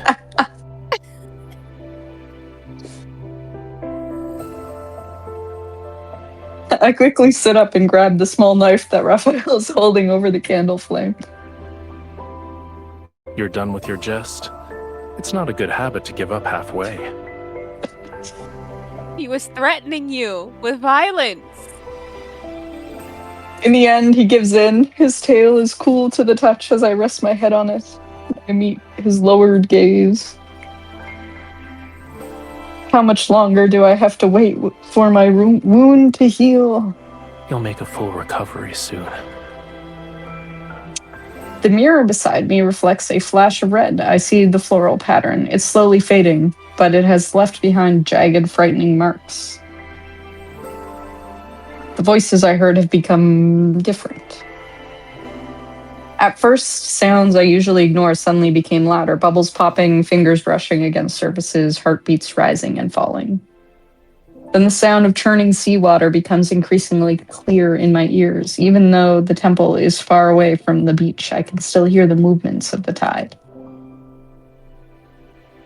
Why are you so concerned about this injury? It will make you more like a Lemurian. Your senses become heightened, so you'll be able to hear the call of the most distant oceans and see extraordinarily vibrant colors.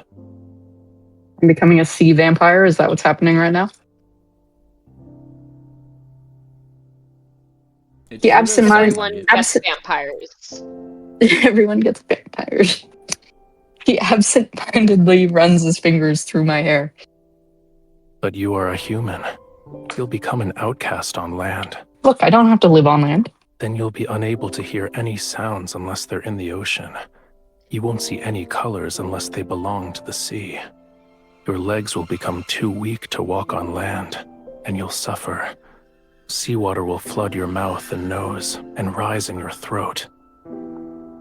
This sounds like drowning. In the end, you'll drown on dry land. Dot. It doesn't look like you're afraid. Because you'll keep me alive, you will, yeah? He laughs softly, feels my forehead, and then picks up a cup of water. He helps me drink it. If you try to make excuses again tomorrow, there's no guarantee. You're so feeble right now. You couldn't possibly manage on your own. And then he's just like, but tomorrow, if you do this again, I might just leave you to die.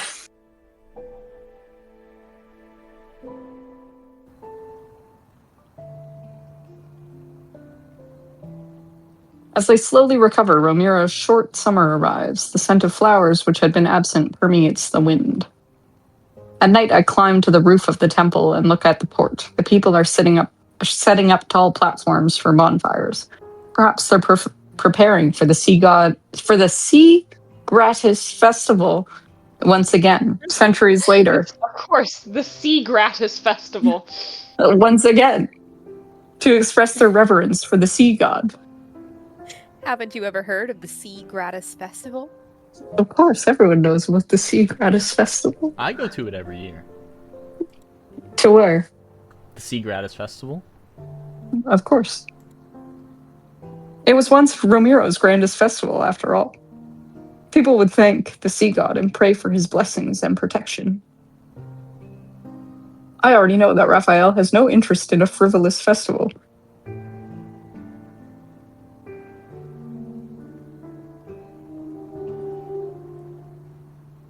You're still injured. Yeah, and I know. I didn't leave the temple. So defensive.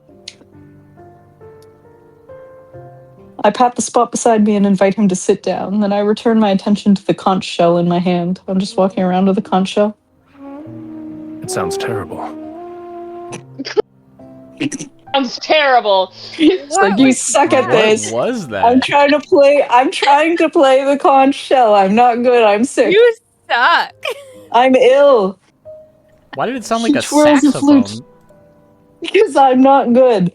He twirls a flute in his hand and unceremoniously taps the top of my... He just smacks me in the head with the flute. He's like, I'll beat the music into you. You deserve it after that. That's not how you play it. If the conch shell could express emotion, it would have already died of embarrassment. Savage. Teach me how to play it properly. I like that song. Why?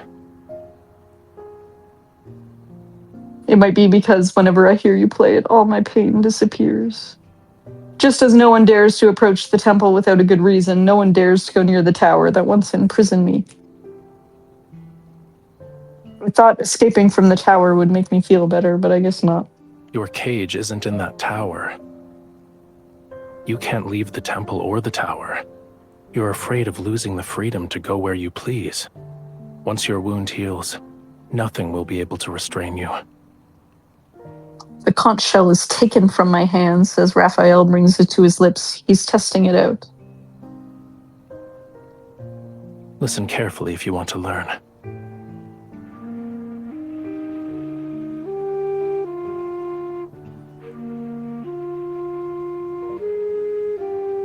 The melodious tune rises and it mingles with the evening breeze and moonlight before floating away.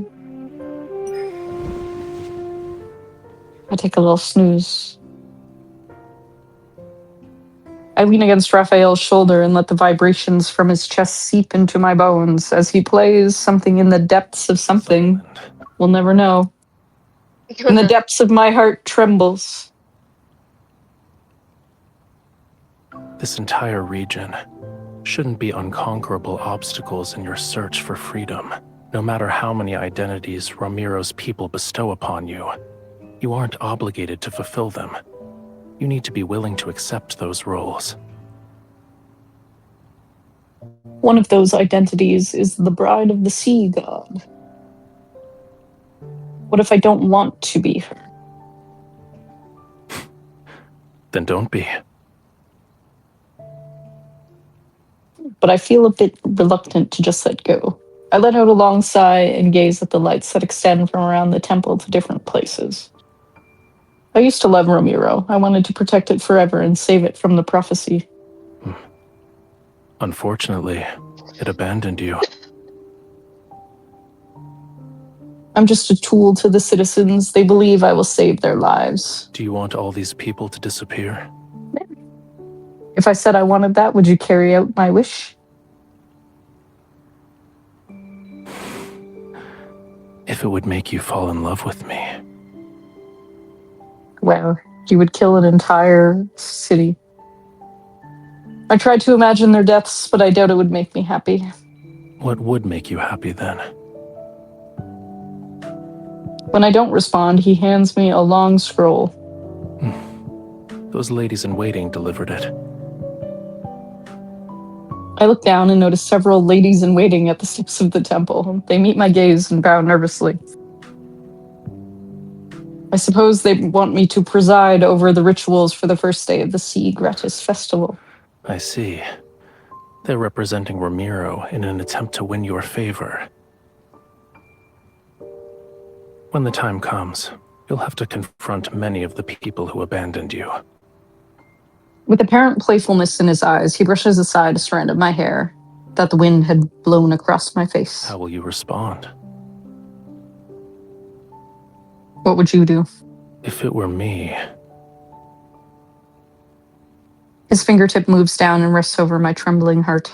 I'd ask this heart about what could make it happy. His hair jewelry is so pretty.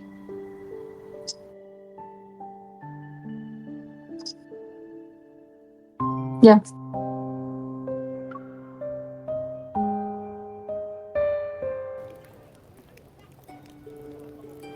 With the toss of a torch abandoned with the toss of a torch adorned with flowering vines and seashells, into the bonfire and the rise of dancing flames, the Sea Gratis Festival. Is this the new sea god, Tome of the Sea God? Sea Gratis Festival. Sea gratis, drink for sea gratis. Oh, we're coming back to the Summoneo staff. I descend from the elevated platform by the shore. Give the Summoneo staff to Very. I don't know who Very is for safekeeping. I don't trust Very. And then remove the heavy crown from my head. Thank you, Your Highness. No need. You hold on to my Summoneo staff. In the end. No, I trust Barry. I don't. I like Barry. She was hiding in the shadows. She's being sneaky. She's trying to sneak away as my Summoneo staff. I agreed to preside over the ritual for the Sea Gratis Festival. The reason is simple, because the sea god was forgotten and hated for centuries. I'm the only one who still knows how to perform the ceremony. Of course, this ritual respected the sea god's opinion. So many of the complicated, extravagant elements were eliminated. Interesting, because this is opposite to how most people perceive Rafayel as wanting all this, like, extra crap. He's like, get rid of all the extra crap.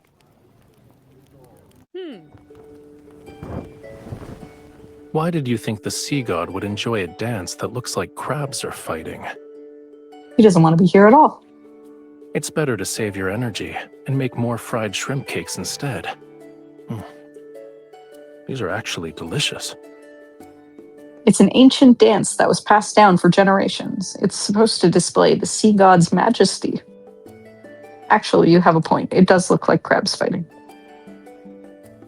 As I walk into the resting area surrounded by curtains, Rafayel examines the pile of crates filled with quote-unquote offerings, as if they have formed a small mountain. Because he said the fried shrimp cakes from the city's eastern district were delicious, people rushed to replace their offering with fried shrimp cakes. Why don't you make more special requests? You could ask for their assistance when you dive into the deep for pearls. No, only more fried shrimp cakes. You just make a little offhand comment like, oh, that was really good. And then for like the next year, people will only give you that thing. It's a classic move. Oh, we're back. I suspect the pearls that the Tome of the Sea God mentioned refers to something else, though. Aren't fried shrimp cakes special? Sir, you're gonna be careful what you wish for. Food in the sea is too soft. Nothing has a unique texture such as this. He He breaks off a small piece and puts it in my mouth. I spit it out because it has shrimp in it. Then he tosses upward a bubble. I thought those were the real peps. A bubble filled with water to wash his... Oh, you know how convenient that'd be? You know how many times you go out in the public and there's just, like, nowhere to wash your hands? You just wash it in How your delightful. portable But bubble. like he's just washing it with water though, you know, like he's not using soap. There's no disinfectant in there. If But he's got anything, it's fire, probably he like really fishy Boil water. the water off. Yeah, Are well, you gonna okay, but it's pour better than nothing. oil? It's better than nothing, I guess. As for the pearls, it can't be completed in a day or two. You also don't have to scour the entire sea for oysters. Oh, what happened? No, nothing. Nothing happened. Okay. His fingertips lift my necklace. His eyes reveal what he's saying. Apply medicine. Rude. I loosen my collar and sit off to the side. When I think about how this wound is almost fully healed, I feel a tinge of sadness. During the ceremony, I realized for the first time that the sea wasn't completely black. I was in the sea. The sound of waves drifts leisurely in from beyond the curtains. It embraces my ears with a gentleness I never thought was possible. I also never imagined that the fragments of rainbow-colored light shimmered beneath the dark-colored waves and among the towering white crests. Don't say that. Once your wound heals, you'll have plenty of ways to see it again. All right. Raphael, you're getting better at taking care of people. You don't hurt me anymore. If I couldn't do this simple task well at this point, wouldn't the sea god's divinity be tarnished? However, should you miss that pain, I can help you experience it again. No, that won't be necessary. Stop. Your Highness, someone has brought a prayer flower basket. Oh, very. Back at it again. Where's my Summoneo staff? Very, who just lifted the curtain to enter, pauses. Her gaze shifts from Raphael's hand to my shoulder, and then she speaks as if she didn't see anything. It's for you and the sea god. The voice acting there was not solid. You can leave it here. Yes, Your Highness. Is she jealous? What's her problem? She wants my Summoneo staff for herself. No. Not the Summoneo staff. Yeah, just the At the Summoneo very staff. That's all least. she wants.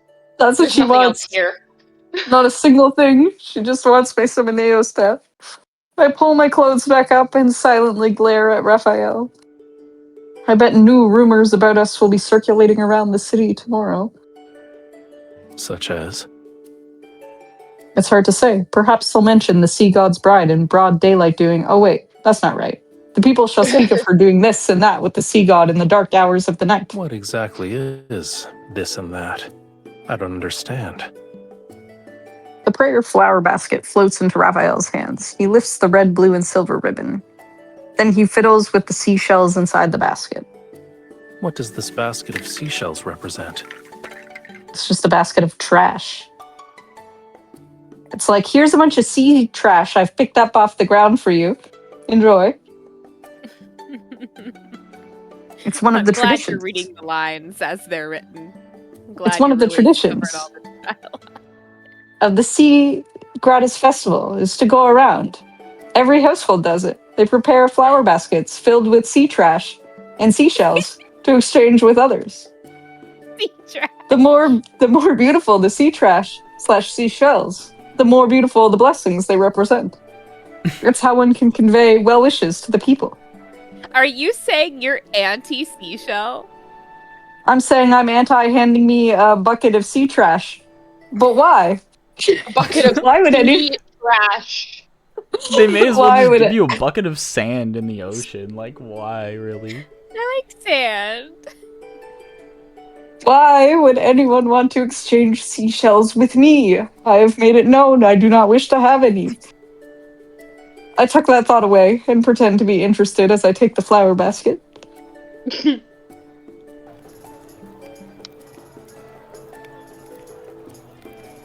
Having changed into lighter clothes, Raphael and I walk along the central streets toward of the city toward the temple. The moonlight and stars cast a blue glow across the night sky. They're like seawater flowing along the horizon as they rise and fall with clouds and mist. Try these crispy fish. They're delicious and crunchy. They're slightly bland. Oh, don't say that in front of the man. Rude. Is that so? Maybe the salty seawater has numbed your tongue. I told you multiple times already. I'm not always drinking seawater because I'm in the ocean. How presumptuous. I drop a few coins, ignore the stall owner's somewhat bewildered gaze, and shove a bag of crispy fish into Raphael's hands. A decent number of people recognize us. I feel like you couldn't walk around with Raphael and not recognize him. He's got giant purple hair. He's like 1,000,000 feet tall in this form. He's got a bunch of tattoos that are very distinctive. He's half naked. Like, how would you not recognize this man? But anyway. I mean, everybody's trying to give him shrimp. Maybe everybody's also trying to copy his style. That could be it. When did they put up that statue over there? I saw craftsmen hammering away at it not too long ago. At the end of the path stands an exquisitely detailed, majestic statue of the sea god. He wields a trident as he stands above the white caps. 1, 2, 3, 4. Your abdomen. We're out here counting abs again. There's nothing more Raphael loves than a good ab count. Your abdomen is well defined. They're putting a lot of effort into flattering you. Perchance a little too much. What do you mean? It's a faithful depiction. It's far more accurate compared to the previous sea god statues. The older ones were extremely imposing and masculine. Their beards were longer than their hair. When I heard your voice for the first time, I couldn't believe you were the sea god. You sounded too young. Wrong. You saw it yourself in the sea god's tomb. Those sea gods had flowing beards longer than their hair. Yeah, I just said that. He just said that. I take a moment to recall the statues I saw. You're still the most handsome one. You have my thanks. He raises his hands slightly, and the seashells placed near the base of the statue shimmer with crystalline light. It's akin to a silent response from a god. Seeing my questioning look, he smiles. I still believe humanity's faith is fragile. The slightest touch can shatter it.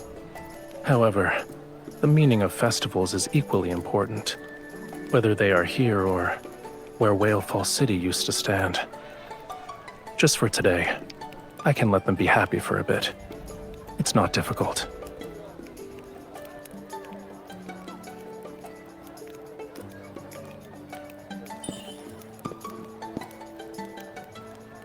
I hold his fingertips. What a weird. Just his fingertips. I hold his, not his hand, his fingertips. Raphael, before you fell asleep, you must have been a likable sea god. Even though you've lost your memories, you still long for Whalefall City. You want to awaken all the Lemurians and bring them back to their homeland. Making unfounded judgments like this is usually a dangerous sign. Who says it's unfounded? On a small scale, you dislike human worship, yet you still respond to their wishes. On a larger scale, you saved everyone during the lunar eclipse, despite the fact they hated and insulted you. And most importantly, I loved you once. It was enough to forge a covenant with you. At least that proves you're worthy of affection, you're worthy of being loved. Ahem. Now it's your turn. What?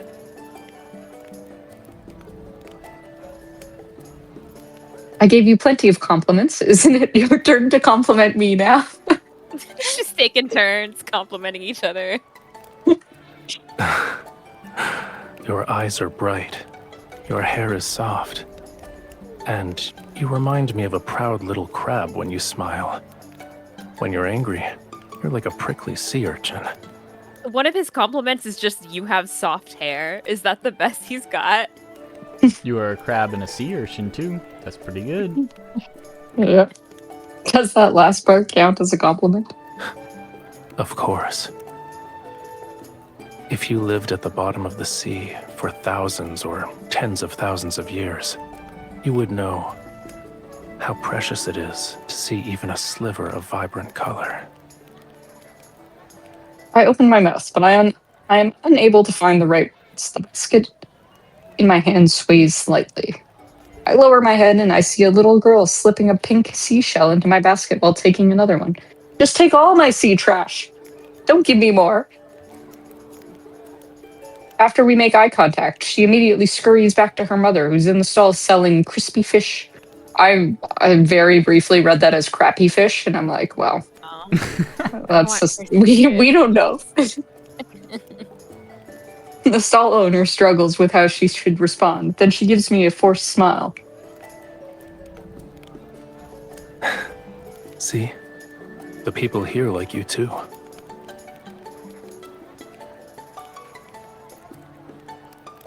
That's not it. It's whether it's belated guilt or cautious appeasement or even more complex emotions that are impossible to articulate, I can't say. I haven't done anything to deserve their affection.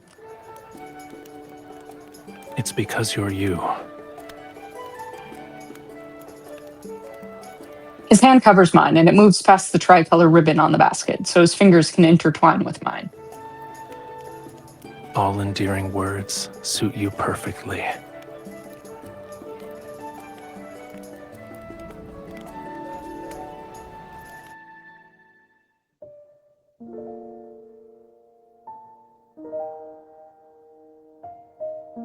By the time we return to the temple, there are a few more colorful seashells in my basket. Great, I'm glad I collected more sea trash. It's not a lot, however. I hang it by the windowsill, and I see Rafayel is about to approach the pool. I quickly run over to stop him. The only thing I can think of right there is that you're not supposed to run by pools, but anyway. I think about that all the time. Imagine if that's how he gets taken out. Oh my god. Wait. There's still something we need to do. I take out the floral liqueur I had Very prepare and pour it into a silver chalice. We celebrated with everyone else. Now it's time for our private celebration.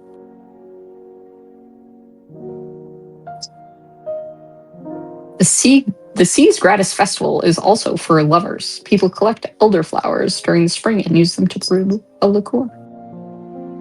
You're supposed to give it to your beloved on this day. Does this contain your entire Springs collection? You can make a very delightful gin cocktail out of that. I bought it.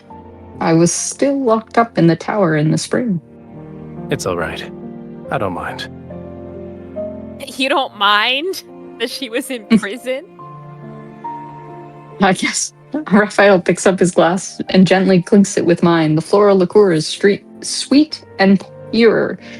After drinking it in one go, I refill both. Now that it's just I refill something. Both glasses. the two of us, is there anything you want to say to the sea god? To me? Huh? During the ceremony, your chants were filled with other people's words to the sea god. I complimented you so much already. Don't you want to tell me something? He hasn't Maybe I had can enough. make a wish Give come him true. more compliments. He needs more. Oh, so many off. Okay. Well, we're not going to say don't become the sea god because, like, obviously you should do that. He's already the sea god. More the sea god. Don't become more sea god. No. We want more sea god. Revenge. Do we want him to succeed in his revenge? I want him to succeed in his revenge.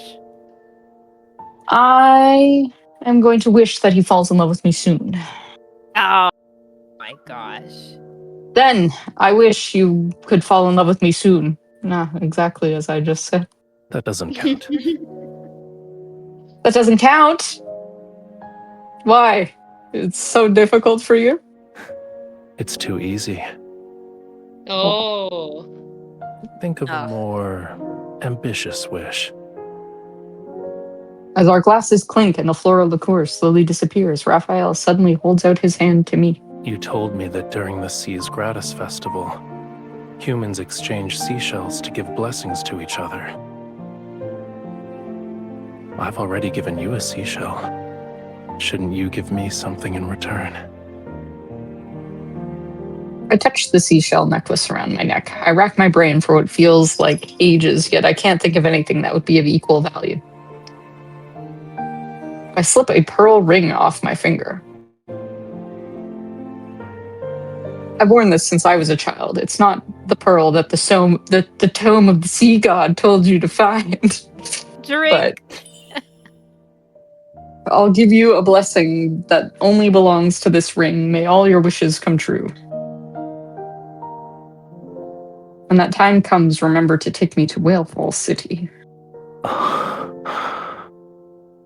I heard that rings are often gifts that symbolize romantic devotion in the world of humans. Does this mean you've fallen in love with me?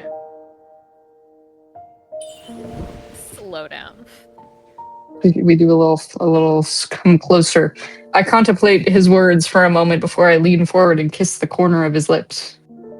What do you think? I think I need some more convincing proof. The breathing. Lots of breathing. Lots of breathing. That's a really deep We breath. do some breathing. He also just breathes whenever he doesn't want to answer. Which is often enough. That night, the sound of waves draws closer. Gentle, melodious music mixes with laughter. The Fantasia sharks swim. There's more than one Fantasia shark? All right. Overhead, vibrant colors burst before my eyes. Someone reaches out to hold my hand. My veil is lifted. I'm led towards the light. Then the music and laughter transform into weeping and screams. Oh. All colors fade into dull gray, and the hand that's slightly holding mine gradually turns cold. This peaceful Seawater engulfs everything. The cold overwhelms the world, and even the last melody played on a flute sinks into deathly silence. She's so dramatic. But that hand still doesn't let go of me. I'm death gripped by a corpse. The music is just so happy. So happy. When the sun rises, come to the beach. I'll take you somewhere special. Am I better now? I'm allowed to leave, clearly. On the last day of the Seas Gratis Festival, I wake up and find a note Raphael left beside my pillow. Rosy daylight spreads across the horizon and paints the sky in distinctly warm colors, yet the wind carries an unusual chill. There's a smell that's repulsive, fishy stench. Ew. Exclamation. I swiftly draw my silver sword and block an attack that was aimed at my heart, yet something akin to sharp claws pierces my shoulder. Why am I being attacked? It's like a coiled tentacle that's covered in thistle-like barbs. They dig deeper into my skin while I struggle. Who's attacking? Oh, you. Question mark, question mark, question mark. I know you, sir. Oh, no! Oh, no! I know who you are. I don't need the question marks. It's been a long time, he said. Oh, not long enough? Oh, that's where you went. Hawkern. I remember your name. You can't hide behind question marks. Was that his name? That's been his name the whole time. I don't remember. Still maintaining his sanctimonious facade, he emerges from the darkness. Behind him, several grotesque, elongated shadows extend outward. You were waiting for me. No, I was about to have a nice day. Your trap is too obvious. Have a nice day. You came now here, I'm you ruined here. my day. The toxin from the barb seeps into my blood. My body becomes numb. I doubt I'll die from it. Too bad. The sea god deceived you with a few empty words. You're still under his spell. Do you actually believe he'll save you? A little bit. He'll only lead you to your death. for his own selfish desires. His eyes gleam with malicious intent. As my consciousness begins to fade, traces of light are gradually devoured by darkness. Don't resist. Now then, follow me. How can I follow you? I'm being poisoned. Everything I've done is for Romirro. I want to prevent it from following the same doomed path as the Lemuria.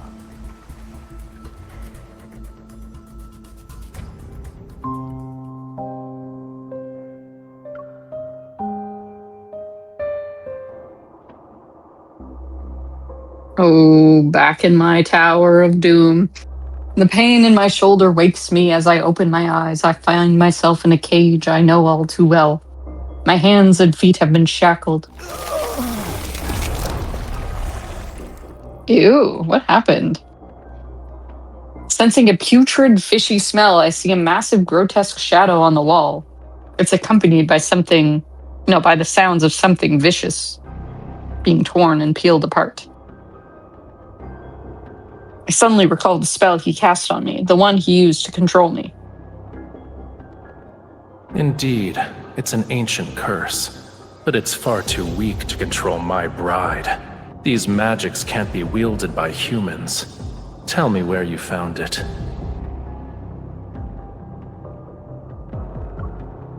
You're no longer human. So what? To save the Lemuria, this pain is nothing. Are you trying to save Lemuria now, Hawker? I'm getting mixed messages about what it is you want to do. The shadow on the wall suddenly contracts. A moment passes, and it slowly returns to a humanoid form. With so many sea monsters parasiting your body, aren't you afraid they'll eventually... Parasitizing. Is that a word? I mean, they used it. Parasitizing. Parasitizing. I don't think that's a real word. Well, aren't you afraid they'll eventually devour you? You'll be turned into a real monster. The human It is a body real word. too fragile. That's Incapable fascinating. of helping me in my quest to revive Lemuria. I thought you were trying to save Romero. I don't know. I haven't been listening to you, I guess. Oh my god. What does he want? I need a body powerful enough to let me live for thousands of years. Okay, thanks for the answer. But that sea god, he destroyed the body I had painstakingly crafted when he put me in that water prison. Fascinating. He forced me to devour more, and I turn into what you see now. Noticing the countless festering cracks and deformed joints on his hands, I feel nothing but shock and pity. Recalling his talk of Lemuria and the implications of his recent words, a theory forms in my mind. Are you a Lemurian? Perhaps? Could you be? There's no way. But you were have a born and beard. raised.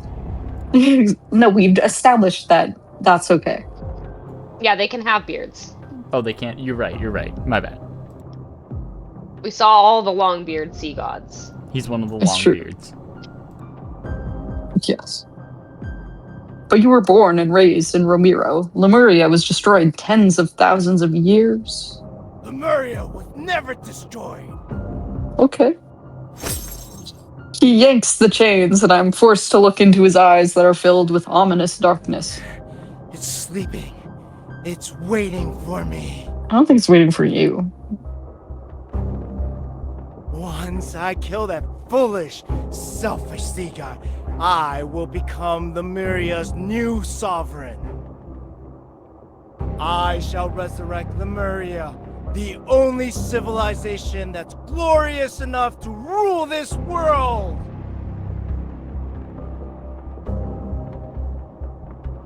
He seems to have lost his mind with his obsessive delusions and hatred for Rafayel. However, his words aren't complete nonsense. I'm going to test him. Do you want to return to Lemuria? It's the most beautiful place in the world, and the homeland of all Lemurians. Don't you love your homeland? Wouldn't you want to save it? I'm not passionately enamored with Romirro. Just like, no, don't get it. She's like, nah. Despite my feelings, I pretend to nod and agree with him. I understand, but this doesn't have anything to do with me. Why would you kidnap me to save Lemuria? Don't you remember? No. A tentacle tosses something at my feet. It's a small fractured stone tablet. However, I recognize it instantly. Is it the Tome of the Sea God? It is the Tome of the Sea God! Sea God! Yeah! Here to Tome make of us the Sea drink God. one last time. we might drink a few more times. I don't think it's the less. It's very similar to the one in the temple. The patterns and text are almost identical. It's as if it was broken off from the larger stone tablet. You are the only human who can communicate with the Tome of the Sea God. Go on, read. Oh, you want me to read out loud like I'm in class? The blood from my shoulder drips onto the stone tablet, and the blurred text emits a faint golden glow. Find a true love. When blessed with a true love's kiss, we become Sleeping Beauty, and claim her heart by your own hand. A heart pure, flawless, and filled with love, best offering can give to Lemurians. Is this how the book is written? Is that really it? Exclamation mark. I guess. The prophecy from the Tome of the Sea God that I read, it was incomplete. Do you understand now? If the Sea God wants to reclaim his power, he needs more than true love. True love is just a stepping stone to him. Hawkern gives me a mocking gaze that's filled to the brim with contempt. Akin to how a starving person seeks food, ripping out your heart is the Sea God's natural instinct. Why are you telling me this? I'm trying to save your life out of the kindness of my heart. We're gonna go ahead and press X to doubt. Hawkern, I've known you for at least a few hundred years. I've known him for a few hundred years? Wait. Hold on. Now we have to unpack that. I thought everybody here had normal lifespans, but they're living hundreds of years. Here they are, it seems. Okay. We established the timeline was that God of Tides was before this, right? Because the deal, like the covenant was formed between God of Tides and that MC. And yes. we established this is like the same MC. So like she hasn't died and been reincarnated. She's just like alive. She's just vibing. No, she just I think she. It's not necessarily that she's the same one from God of Tides, but because Raph has been in sea prison for like, I think they had said like thousands of years, not just like a couple hundred years. Okay. But the people in this time period, they live hundreds of years. It's unclear if all the people live hundreds of years. Okay. But whatever. this is why Raph didn't want to kill Hawkern, because he was like, they imprisoned you for so long that just killing him wouldn't be like an equivalent punishment. Oh my god, just throwing in the hundreds of years thing. Okay. It's just casual. You can't lie to me. Or do you honestly think that I would harm Rafayel if I knew he was going to kill me? You wouldn't? You believe that pitiful illusion you call love is enough to make the Sea God give up on your heart? Should he recall what happened millions of years ago? Millions!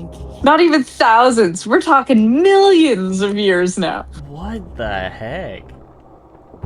I need a diagram, Hawkern. Can I have a timeline? Can we give me a little timeline? Everything's a little fuzzy after the first 100 years. Is he referring to what happened before Raphael fell asleep? Millions of years. Okay. Was he like one of the primordial forces that freaking shaped the universe or something? No, because there was like at least 33 sea gods before Raphael. So if he's been in prison for millions of years, Sir, I need the diagram. We need the diagram. He pulls out a bottle. I don't want a bottle.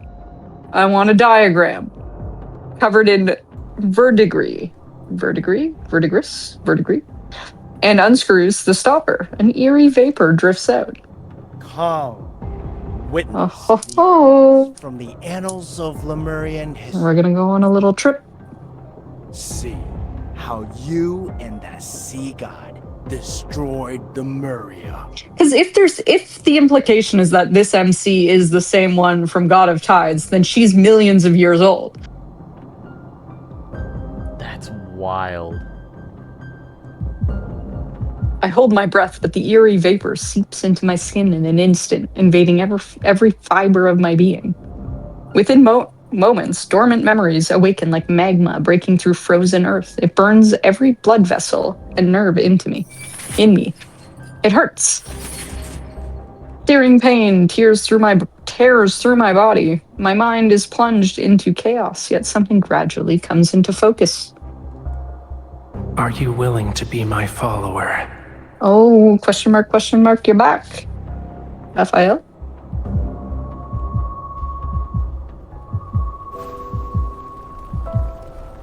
The massive circular chamber is dim as twilight. The ground trembles as fractured stones cascade down from the domed ceiling. My body is suddenly pinned down. A sharp dagger is pressed against my chest, its tip drawing drops of blood. Oh, God of Tides, Raphael, you mock me with your presence. Raphael, no, that's not right. The Raphael before me is brighter, more radiant. Yet the dark blue flames that burn in his eyes and his expression are unnaturally detached. In his hand, he tightly grips the sharp dagger. It's poised, ready to pierce my heart. I can't make a sound. I grab the handle of the dagger and use all my strength to fight against death itself. The trembling tip of the dagger freezes. Run. But the detached hostility returns to his eyes as blue and golden light radiates from his body.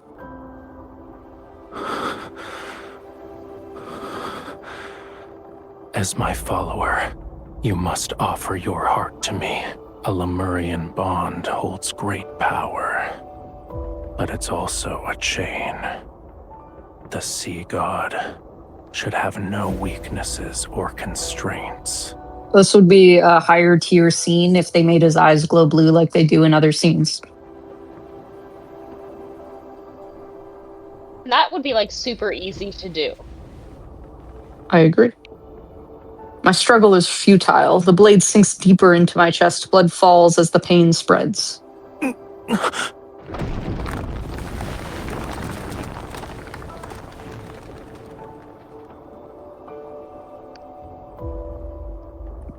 There's a loud crash and the restraint on my body loosens. Raphael leans against a wall that is far away from me.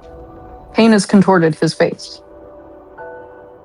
Inside, the stone niche burns a gentle yet feeble flame. It's so weak that a breeze could extinguish it. Stay away from me. This is interesting because it's very similar to like the storyline, like the main story when you go, if you do the Raphael path, in that one where you can pick up the 3 like original boys. Oh. Because he gets some power of the sea god and then he like flips where he's not like present anymore and he's like the sea god and he's like, who are you? Are you here as an offering to me? And he's just like completely not like present. And like this seems to be very similar where he's flipping back and forth between like being consumed by the sea god and then also being like present in Raphael. Interesting. I don't remember if I read this, so I'm going to read it again. Those dark blue and golden lights still surround him. However, the blue flames in his eyes have been extinguished, or rather suppressed. I feel like I already read it. You cannot stay here. Lemuria's flame requires the hearts of our followers to sustain it. This is wrong. Should it continue, 'tis only a matter of time before I lose control and hurt you again. Okay, so then, yeah, I guess he can be consumed by the sea god's power, and then he's not this version of him anymore. You must find a method that will allow it to burn forever. That shall be Lemuria's true path. The flame from the niche gently floats to Raphael's fingertips, then it transforms into countless delicate threads of light that flow towards my chest. Shocked, I try to break free, yet I find myself bound by these threads. A strange warm power flows into my heart. Legend. It says the wick of a flame exists in the place where all oceans converge. Find it, and Lemuria will be enveloped in light and endure forevermore. Water currents embrace me and carry me out of the temple. From a distance, Raphael gives me a gentle smile. I shall ensure Whalefall City remains exactly as you remember it. I can't believe they just tucked God of Tides Raphael in here.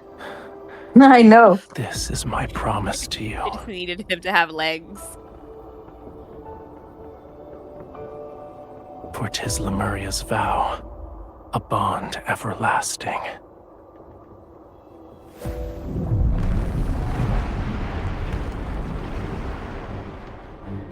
Despair and blood pervade the seawater as thunderous ruination buries all cries and screams. I desperately try to push away from the darkness before my eyes, but it feels like my body is trapped in quicksand. The more I struggle, the more I suffocate. Woman deceived him. She deceived all of Lemuria. The humans stole our flame. Lemuria will perish. Why did the sea god deceive us? Why didn't he protect Lemuria? The sea god has changed before we even realized it. Seawater drowns their despair, and yet I can't defend Raphael. It isn't Raphael's fault, it's because I didn't fulfill my promise to Raphael. We didn't need to say his name that many times in like 3 sentences. Raphael. There was no wick that existed in a place where all oceans converge or at the end of the sea. Lemuria could never exist forever. Lemuria was a civilization that should have never existed. Destruction was its predetermined fate. The last god of the sea perishes. Along with Lemuria, they dissolve into the ocean. It's not a slumber, it's oblivion. He will disappear from this world. I will never be able to find him, see him, hear the song he plays for me on the flute, or see his smile. My heart suddenly cries out, and it awakens the unwavering determination of my former self. So,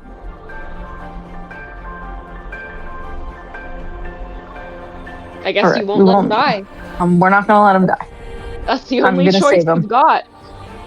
And the price that must be paid, it doesn't matter. But, so this scene, oh, look at that little Orby. We've seen that Orby before. You get an Orby. Where was this Orby before? Did I get this Orby? I got this Orby. Yeah. This is where we first encountered the Rave. The Rave. The Rave. That's what connects all the love interests. The Rave god. The Rave. They're all going to the Rave. This is all a very elaborate setup to sell Coachella tickets. Oh my god. Well, now I have to add Raph to the Coachella video.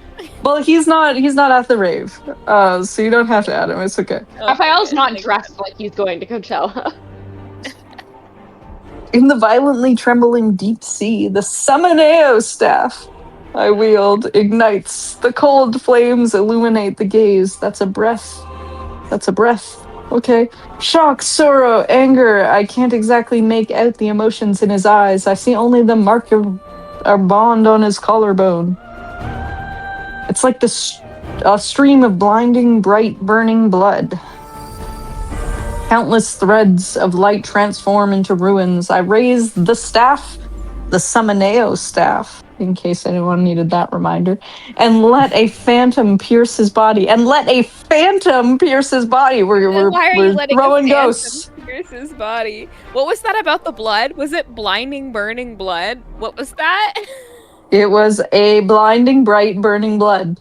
That's a lot of bees. A lot of Blinding, burning, burning blood. Blindingly bright, burning He's blood. got the triple T trident, and now he's got this.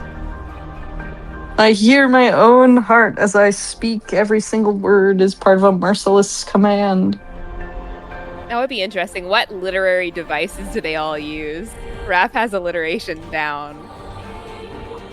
With the power of Lemuria's vow, Raphael, you shall forever blah blah blah. You shall be forever imprisoned here until Lemuria welcomes the opportunity for rebirth. Until the world reaches that moment when you can be reawakened. His divine gaze, once clearer than seawater, transforms into a black tide. It freezes when he looks at me. Betrayed me. No, I thought we agreed to this. Once the seal is complete, he's plunged into the depths of those abyssal waters. I hear a deafening sound as if the entire ocean is being split apart. Boundless black waves surge in from all directions. His dissipating figure becomes rain that falls upward. I will cut out your heart with a dagger honed, my darling, and in love's name your heart will become my faith. Your body will be washed clean, shine like a pearl. I will care for your heart. I will care for your heart till we meet again, and you reclaim it for yourself. I want to shine like a pearl. The last wisp of smoke dissipates and the bottle clatters to the ground. The tide of memories recedes as my consciousness returns to the cold, gloomy tower. Do you remember now? You stole the flame and sealed away the sea god, and he trusted you so. And I didn't steal the flame, he shot it into me. So, you know. The flame was willingly given. And I did seal him away. It's true. But it wasn't time for him. He was going to die if I didn't seal him away. So far, I don't feel bad. You are the ones responsible for Lemuria's destruction. My mind is still reeling from the impact of those memories as I lift my head. My gaze focuses on the former Castellan. Then it shifts to the silent figure standing in the shadows behind him. Raphael, he's going to do a little assassination. Oh, how delightful for us. I don't know when he arrived. However, his cold gaze has told me everything. He saw my memories as well. Hawkern continues his endless monologue, but I can only hear chaotic noise. I stare blankly at the figure before me. Our gazes lock and we freeze under the moonlight. My thoughts also seem to be frozen in place. With him first. A faint whisper that only I can hear reaches my ears. Raphael can talk to me telepathically in my mind. I give a slight nod in response. He will kill you, cut out your heart, and leave your body out to rot. You will not receive a proper burial. That's not true. I'm going to be shined up like a little pearl. That's what the deal was. If you want to live, your only option is to kill him before he can act. Your bond with him is your sharpest blade. You can order him to take his own life. As you can see, anything is possible. Yes, I remember. I was the one who sealed Raphael. I try to speak as calmly as possible, But I'm also responsible for Lemuria's downfall. Why is Rafayel your only target for revenge? Don't you hate me too? Of course I do. However, I'm willing to let bygones be bygones if you kill the sea god. That doesn't make any sense. Wouldn't it be better for Rafayel to kill me and get my heart? Remove my shackles then. Can I do don't know what anything this if I'm guy's like this? plan is. Doesn't make any He's sense. all over the place. I lift my chin slightly. You better hurry. He's already here. Huh? Just... A tall, slender figure appears under the moonlight. Rafayel raises his hand and summons the Tidebreaker Trident. How convenient. You've delivered yourself to me.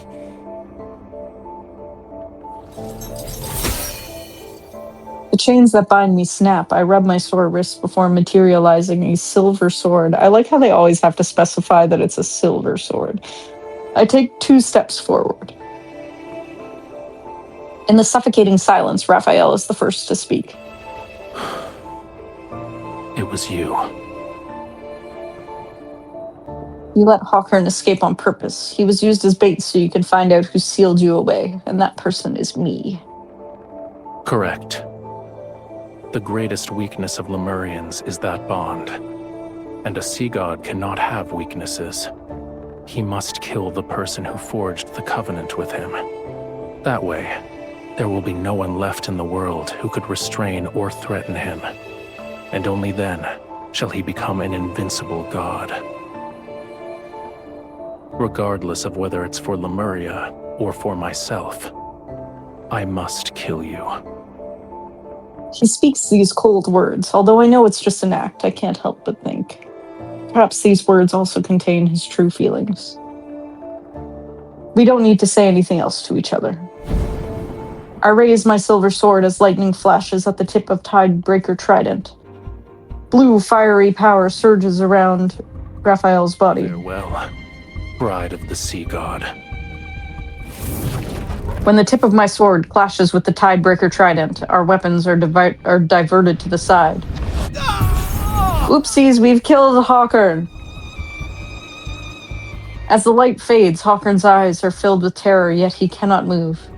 His body shatters amidst flying sparks. A putrid stench fills the air as viscous fluid seeps between the bricks and spreads across the floor. Don't taint Lemuria's glory with your disgusting ambitions. A man who lost himself to madness has no right to save Whalefall City. Hawkern's eyes bulge with fury as guttural sounds escape his throat. Then he crumbles and turns to ash. Rafayel withdraws his trident and brushes away the dark embers from his body. Your hand.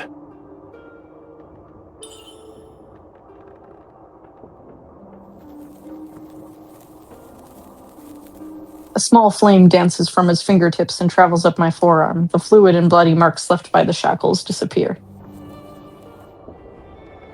You are afraid of me. What's wrong? Did you think I would actually kill you? I'm not afraid of you.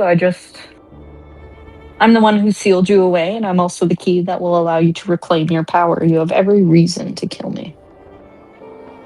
If I asked you to, would you willingly offer me your heart?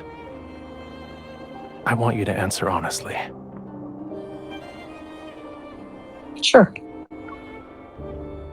This heart has always belonged to you, and I promised it to you before, so yes, I'm willing to return it to you. Sure. Yeah. Then why are you crying? I blink and I realize tears are threatening to fall from my eyes, so I'm not crying yet. This is a classic move where you go up to somebody and you're like, why are you crying? They're threatening. Why are you crying? Stop crying. I'm like, I'm not crying yet.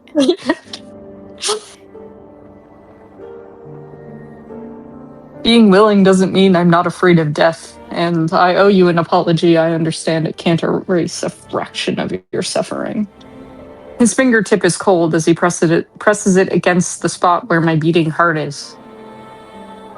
Our noses almost touch. We're so close that one breath would close the distance between our lips.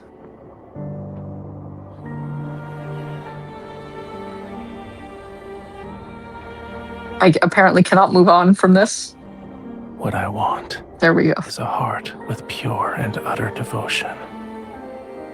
Its love for me should come from the very depths of one's soul. Do you think it is that? I don't have an answer for you. Even if it was, this heart now bears an invisible fissure that can never fully be mended. The answer is clear. Your heart is of no use to me. For now, at least. Go back. Your injuries haven't fully healed yet. You should get some rest. All right. I murmur in agreement, yet neither of us makes a move to leave. The moonlight casts shadows on the window bars. It resembles a wall of thorns that gradually spreads between us.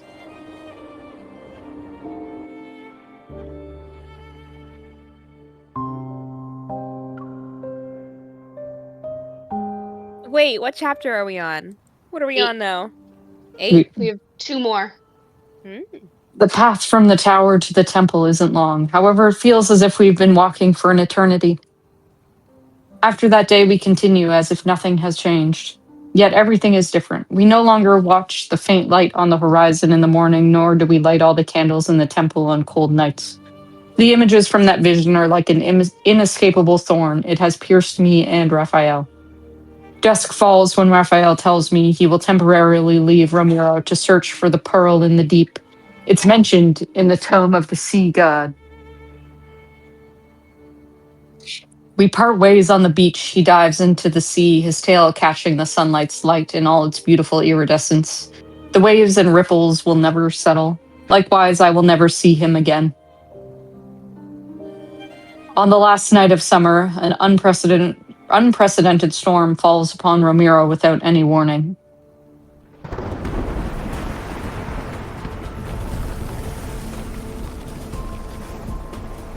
The water has risen past an average person's waist. With the rain, they rapidly engulf every building, shop, and slope. I watch from the top of the temple. Beyond the rain lies a hazy black ring surrounding everything. The seawater surges and churns. I only gave out the order to reinforce the embankments and clear the waterways. Unfortunately, when faced with this kind of storm, it's futile. Another building collapses. The rising waters carry the rubble, and people screams in all directions. Someone bobs up and down in the current. The black water carries them towards me. Oh, Paya. Someone! Sucks to suck, doesn't it? I recognize her. Paya. She's one of the ladies in waiting who served me in the temple, bringing me buckets of trash. Oh! Countless images flash through my mind. They overlap and intertwine. A bucket here, a bucket there. No! All fixed. With sea trash? Sea trash. Don't disrespect Paya like this. The faces of people below the tower, those looks of disgust or apathy when I was forced to perform the whatever. The ritual. The smiles of people who sent me invitations and exchanged trash with me during the Seas Gratis Festival. You're really save her. To this trash thing. Nah, leave her. I want to leave her. They're making me save her. She doesn't deserve to be saved. Your Highness, thank. The nearest shelter is to the north. Get out of my sight. Before she thanks me, I harshly interrupt her. No more sea trash ever again. The lady in waiting steadies her weakened body. Her eyes, once soaked in despair, flickers briefly with hope before it dims. Blood has washed away all the city's shelters. And all the sea trash. There are others who have nowhere to go. Fear not, I will find them with their turtles in the future. carrying debris. The roaring flood crashes against the temple. The building trembles, yet it still remains steadfast. When I was 15. So I was 15. When? 1 million years ago? 1 million years ago. 300 years ago when I was 15. I oversaw its renovation. Oh, I forgot. I'm a genius child architect. I oversaw its renovation with the intention of making the symbol of faith as solid as the heavens. It was designed to stand tall for centuries, centuries as old as I am. Tell everyone to take shelter in the sea god's temple.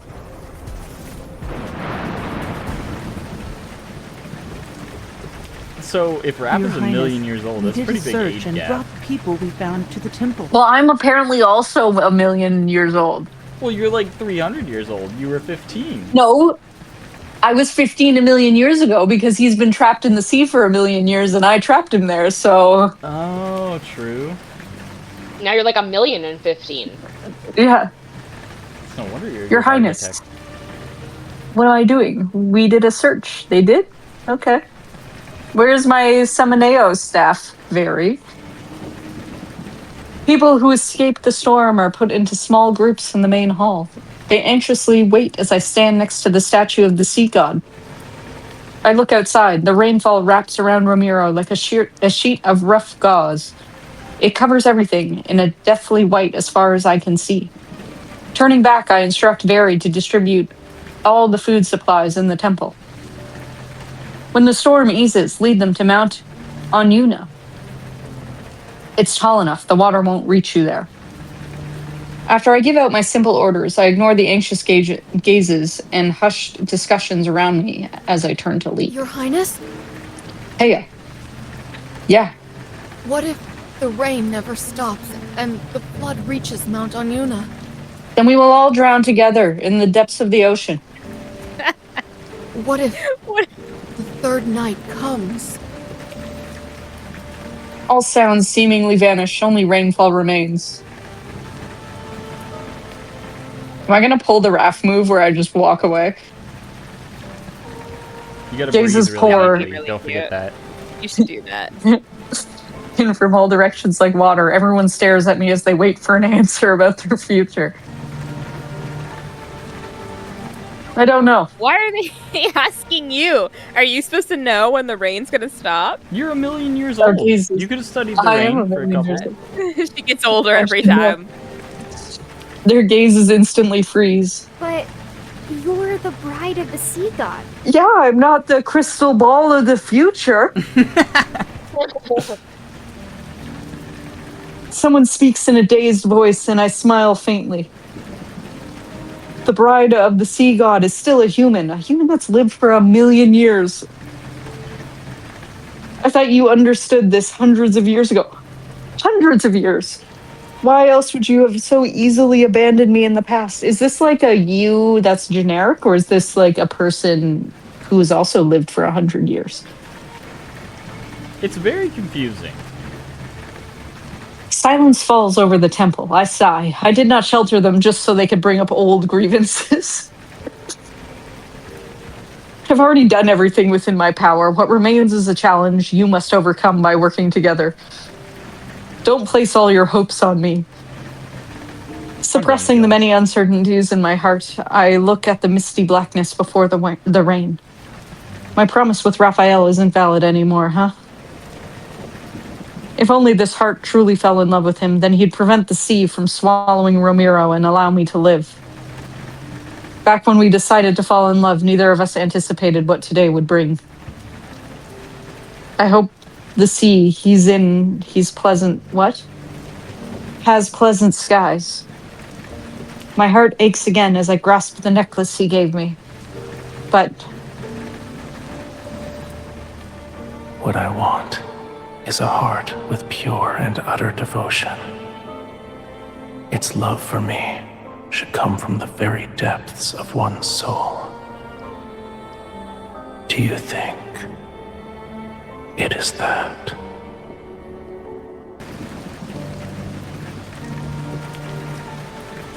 I still can't give a definitive answer to the question Raphael asked me that night. However, no matter what happens, I can't let Romirro sink.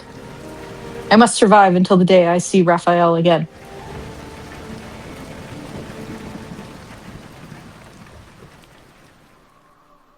Several days later, okay, apparently we survived the storm. The torrential rain finally stops while everyone sleeps. The howling winds subside to some extent. Wading through the accumulated muddy water, the ladies in waiting carry out my orders. They evacuate everyone from their city. I press my faintly aching temples. I am unable to dismiss the ominous premonition lingering in my heart for some reason. These are not words I want to hear. Question mark, exclamation mark. I look up. Heard her. The moon has vanished without a trace. It's been eaten. It's been eaten. Moonlight drowns in murky gloom. Within the blink of an eye, black clouds swallow the last trace of light from heaven and earth. The eclipse! The eclipse is here! Oh, rip. We're all gonna die. This is the end. Prophecy from the Tome of the Sea God! Romirro is about to be submerged! After being momentarily stunned, I finally realized that there are no black clouds in the sky. A massive wave rising from the sea. Oh, it's too late now if you see that. Very, take everyone back to the temple. But these feeble struggles are no match for the approaching catastrophe. The wave swiftly unfurls its deathly embrace over Romirro. A loud sound explodes across the sky. For a moment, everything is as bright as day. Golden lightning cleaves through the massive wave. The waters flow black and reveal a familiar silhouette. The seashell necklace around my neck begins to shake violently. Oh. Raphael? The massive wave collapses and large water splashes towards the land. Raphael raises his tidebreaker trident and the scales on his tail reflect a piercing cold light. The trident is swung down with great force. Heavy storm clouds are transformed into scorching, powerful winds that sweep across all of Romirro. Wherever the trident points, flames more brilliant than the blazing sun ignite across the water surface. The sea god? Is that the sea god? Is that the sea god? I would think No. so. That's just a man, just a guy. It's just a man. To control the currents and the tides, without a doubt, this is Raphael's power. I, too, was not sure. I'm gonna go find him. He was only called the sea god. You know? It could be question mark, question mark. Like the mountains, the towering waves are stacked on top of one another. They spiral upward under the force of wind and fire to form columns of water that pierce the sea like spears. The violent ocean is suppressed by the sea god's ferocious power. Fire clashes against the seawater that had rushed into Romirro, and the sea is forced to retreat. I run towards Raphael, stepping on the scattered floating debris that once made up the seawall, a seawall. Only one thought races in my mind. Faster. I need to go faster. Ahead of me, Raphael stands amidst the unquenchable flames, his long hairs disheveled by the wind. Raphael! Water and fire illuminate Raphael's eyes as he looks at me. A divine power surges in his gaze. It's as fierce as the turbulent currents surrounding him. Not even a trace of my image is reflected in his eyes. Have come here. Well, I did. Return to the shore if you don't want to be reduced to cinders. Nope, we're running right at the fire.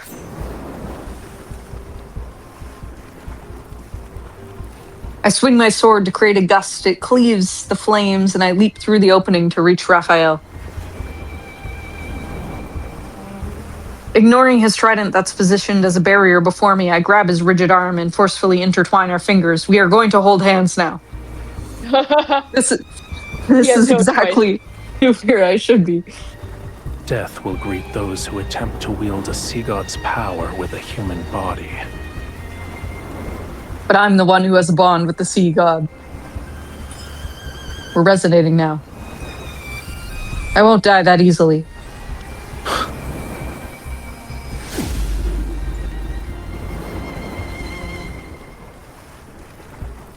As soon as we resonate, a scorching heat that feels like it could burn everything spreads from Raphael's palm to my body. Divine power surges. At the same time, something else flows into my heart. In my daze, I realize it's everything Raphael has never put into words. In the dark depths of the ocean, the sea ritualis hymn drifts down ethereally from the surface. It awakens his anticipation that has been suppressed for eons. During one of Romirro's short summers, the indifferent sea god's heart experienced pure contentment and joy for the first time. After he left the temple with the excuse of searching for pearls, the waves undulated like his fluctuating thoughts. What a sentence that was. Yeah. Exclamation mark. All that time we've spent together, my feelings for him were never unrequited. Raphael supports my waist as he hugs me from behind. His embrace is scorching hot. Feel it. Now wield it as if it were your own. Divine power collides with my nerves. My blood boils as my eyes become the same color as Raphael's. Power representing heaven and earth advances from between our fingers. The last wave that threatens Romirro is intercepted by fierce flames. Suddenly, the waves freeze just as they're about to surge forward with a howl. A beam of sunlight breaks through the thick clouds and shines upon me and Raphael. Immediately, the waves fall as if weightless. They shed their ferocity and gently push towards the shore. My heart beats like a drum, but it's quickly drowned out by the jubilant, distant cheers of relief from those who narrowly escaped disaster. Tide has receded. Aren't you going to let go of my hand? No. Oh, he's beat up now. I turn my head. The burning divine power in Raphael's eyes slowly fades and return to what I'm familiar with. I'm going to tightly hold your hand. I tighten my grip on his hand. What will you do if I don't let go? A long time passes, then he smiles faintly. Keep holding it. Neither of us will let go first.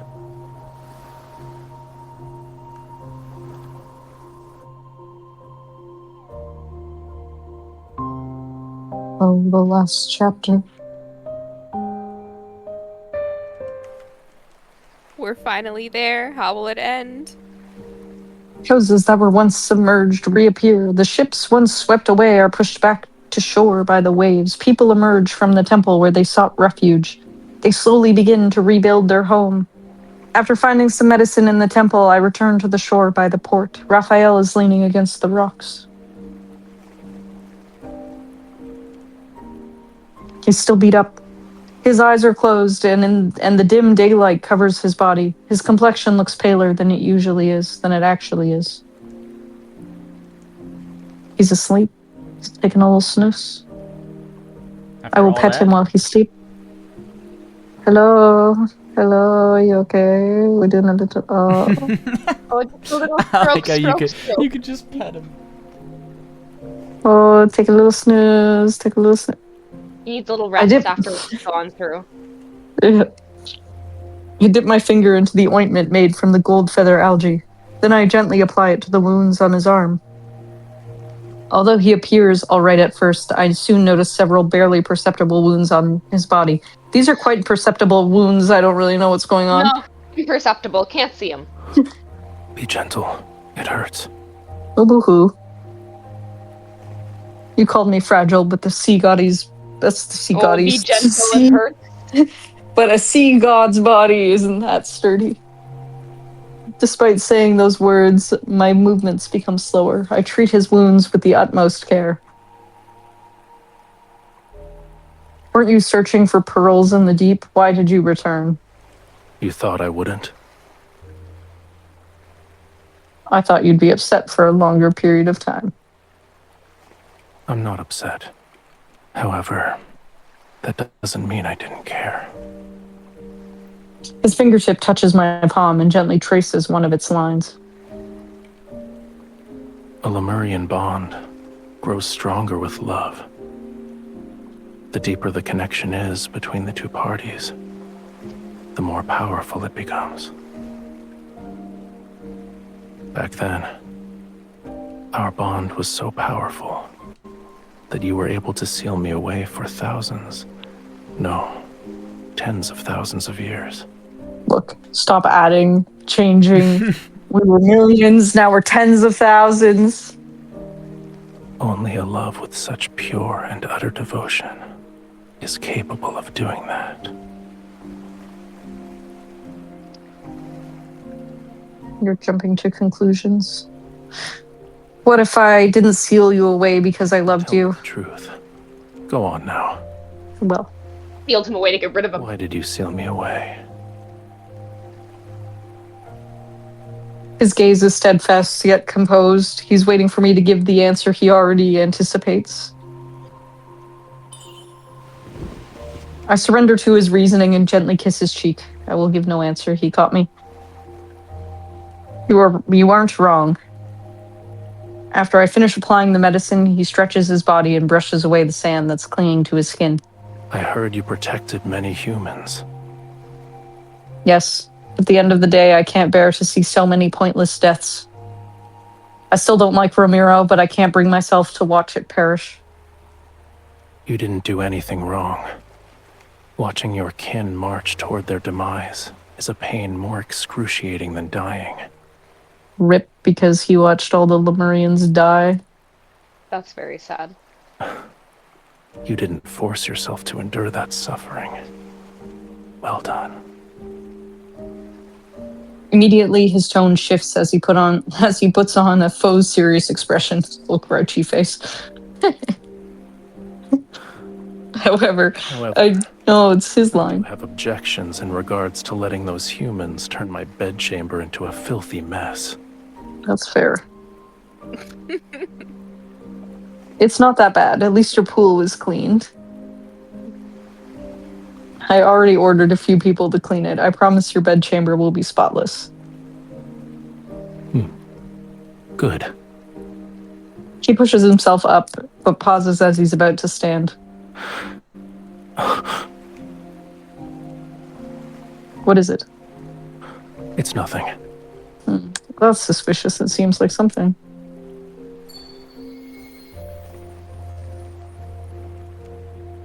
I mean, he does just like to go... So, maybe it was nothing. He's injured. Look at him. You can see the injuries on him. I ointmented him up. He's fine now. They're barely noticeable. He's still in pain. You can't even see them. He's smeared in blood. Surging waves wash over the reef as the water recedes. His tail transforms into a pair of legs. Maybe he can't stand because he didn't have legs. Let's return to the temple.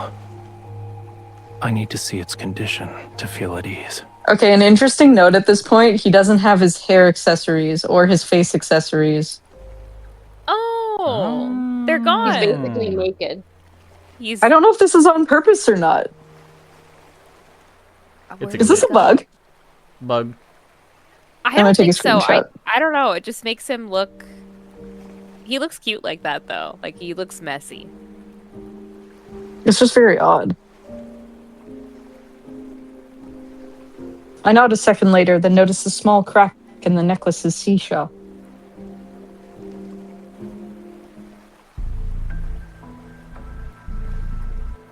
After that day, Romirro gradually returns to its former state. There are no more sudden high tides and no more unexpected storms. The text in the Tome of the Sea God remains the same. The nightmare of Romirro being submerged seems to vanish into thin air along with the overcast sky. The prophecy didn't come to fruition. Romirro won't sink. The sea god and his bride protected us. We must express our gratitude and worship them forever because they live forever. The people are immersed in the joy of surviving a catastrophe. They renovate the temple so it's more magnificent and elaborate, erect taller statues, and supply Rafayel and me with an endless stream of gifts. We've already established Raphael doesn't want any of that, so this is hilarious. But has the dust truly settled? Your Highness.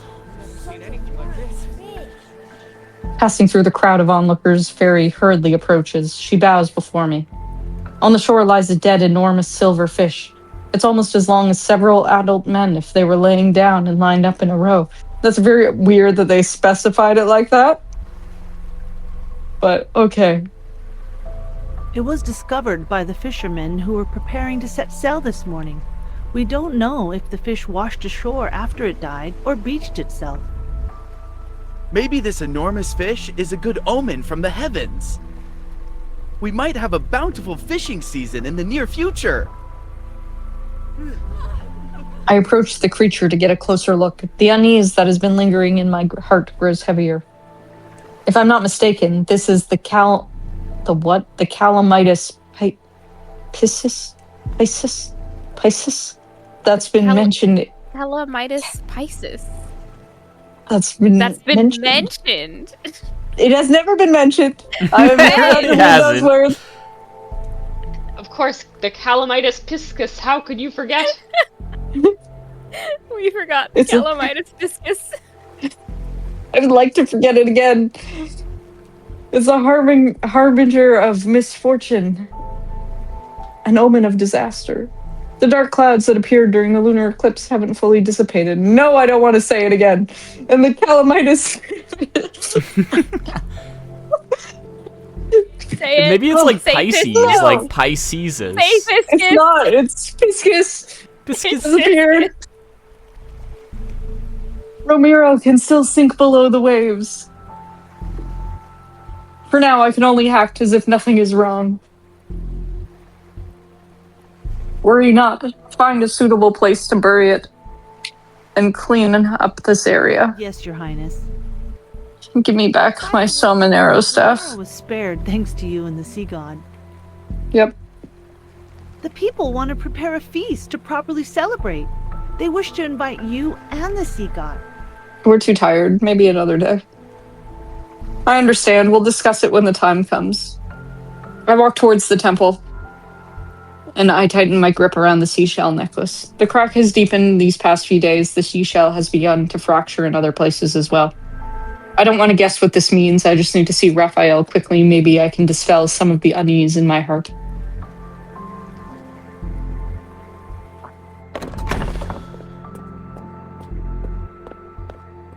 Rafayel, I need to ask you, Rafayel? Stopping the storm that night consumed too much of Raphael's power. He's been staying in the temple to rest. Yet right now I sense something is off. I don't hear the sound of flowing water by the pool. When I left, he was still dozing by the water's edge. I rushed to the pool only to find that the springs had dried up. The water resembles an inky black void. That's gross. I'm running by the pool again. Something.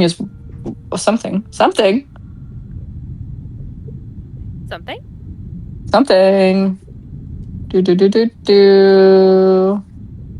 I rush to the pool only to find that the springs have dried up. I already said that. Worried that something has happened to him, I dive deep into the water. The black water is unbearably cold. I grit my teeth and dive deeper. I soon spot Raphael's figure. Black water is unbearably... I just read that, so I'm not saying it again. You fucked up.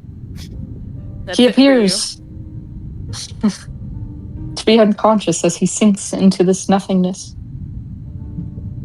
Raphael?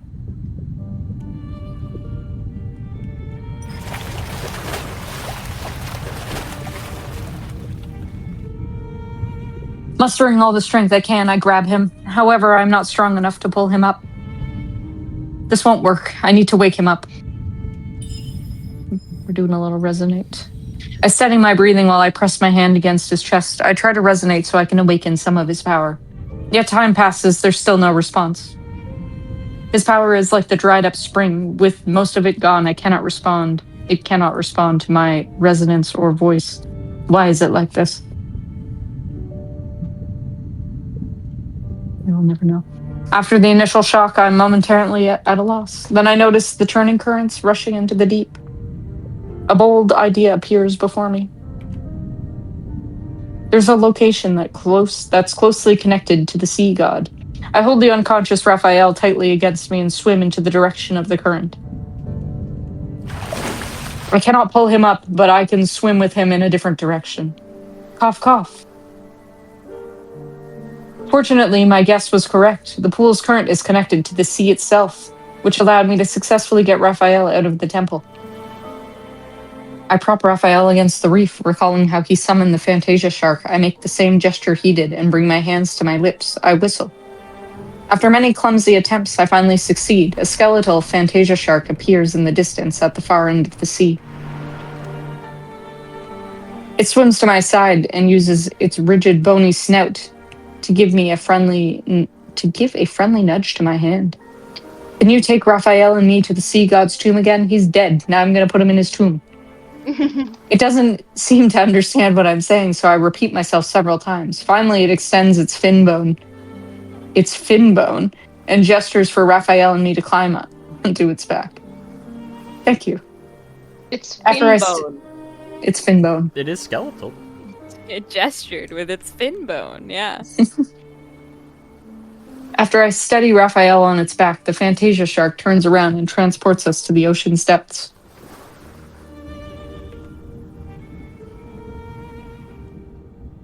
Unexpectedly, we arrive at the sea god's tomb with ease. Maybe it's because Raphael has already passed the trial. Even as the guardian statue poses no challenge, after I explain the reason for our visit, they allow us to pass through the stone gates. God. Oh, it's you two again.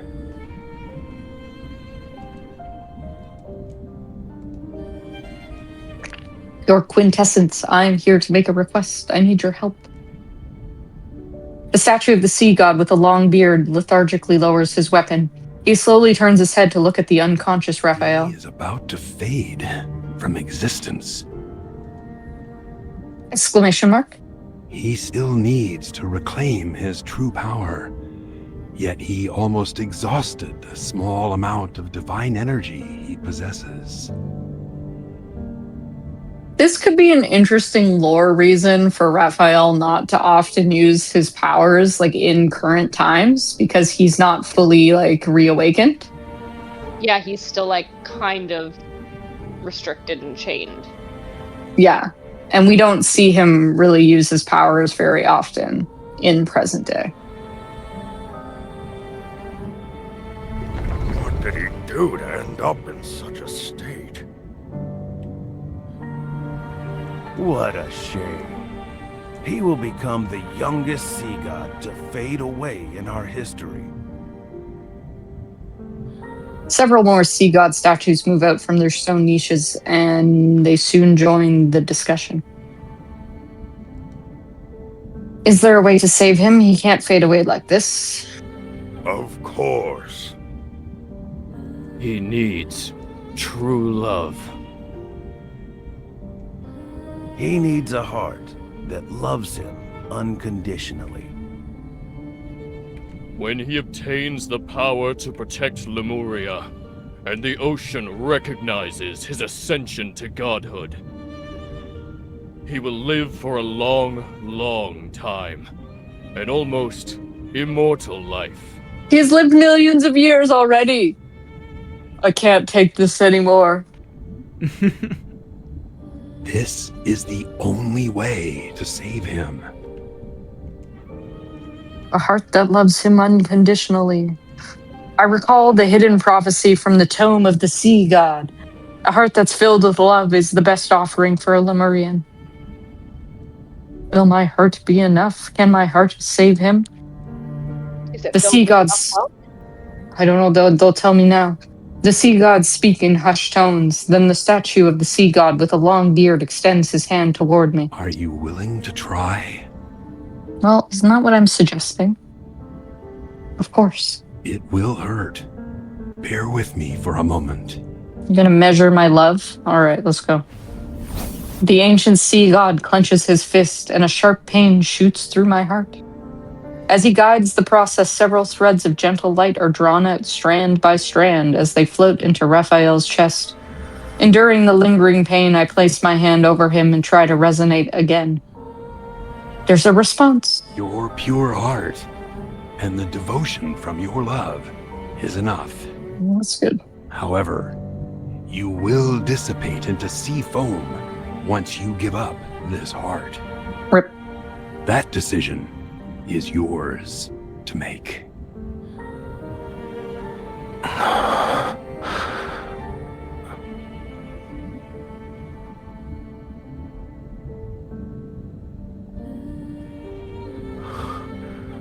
The Sea God's tomb. How did I end up here? You've been unconscious for a long time. These sea gods woke you up. I quickly speak before the sea gods can say anything, then I bow respectfully to them. The sea god with the long beard gives me a profound, knowing look before slowly turning towards Raphael. The last sea god of Lemuria. May you find true salvation.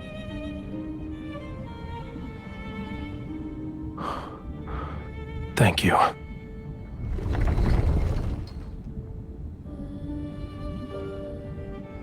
The sea god statues slowly retreat into their niches, and Raphael turns around, and I meet his intense gaze. You're hiding something from me. Maybe.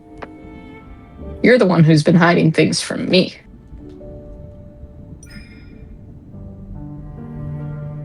You've expended too much of your power. Your body can't sustain itself anymore.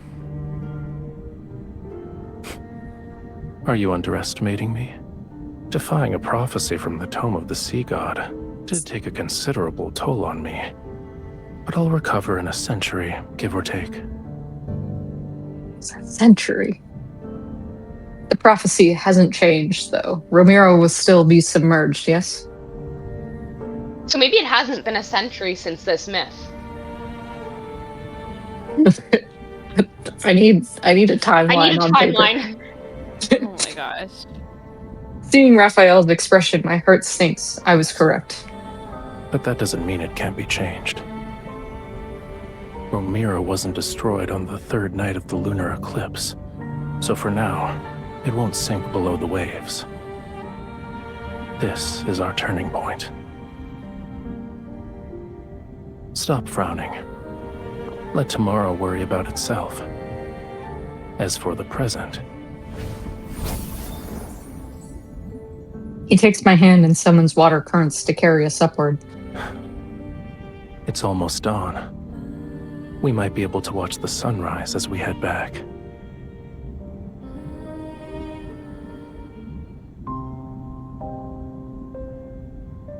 After returning from the sea god's tomb, Raphael has returned to his normal self. The water in the pool has become clear again. He also doesn't spend the entire day inside the temple. Instead, he enthusiastically takes me to explore Romirro's streets, alleys, and the wilderness. Just a tiny fragment of this heart's power is enough to revitalize him. If he received an entire heart. Perhaps I'm still selfish. Faced with such a choice, I cannot let go of my desire to live. But time is cruel and doesn't give me the opportunity to hesitate. After a night of rain, dark clouds once again spread across the sky above Romirro. The time Raphael spends sleeping in the water increases with each passing day. And my necklace's seashell has developed a deeper, longer crack.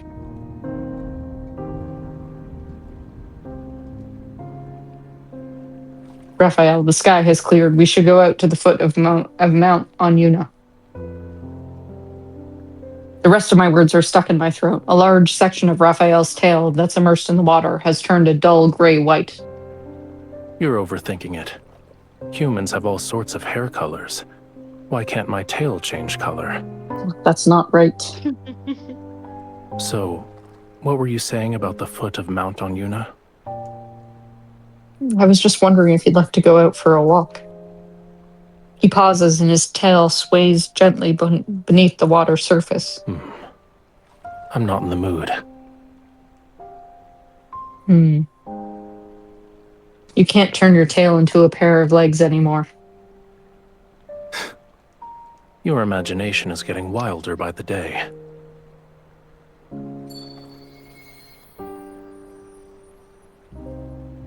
He parts the ripples on the water surface under the undulating waves. His tail transforms into legs. You wake me from my peaceful nap and throw an accusation. He adjusts his position to rest his head on my lap. He closes his eyes. You owe me a sweet dream. All right. I gently stroke the top of his head and lean down to kiss him. The seashell around my neck dangles. It sways in front of Raphael's peaceful sleeping expression. The cracks on its surface are glaring. I grasp the seashell and gently try to wipe away those marks. I pretend not to see the scales on his legs. I pretend Raphael isn't showing any signs of something being off. I pretend that everything on this land will remain as peaceful as it is today.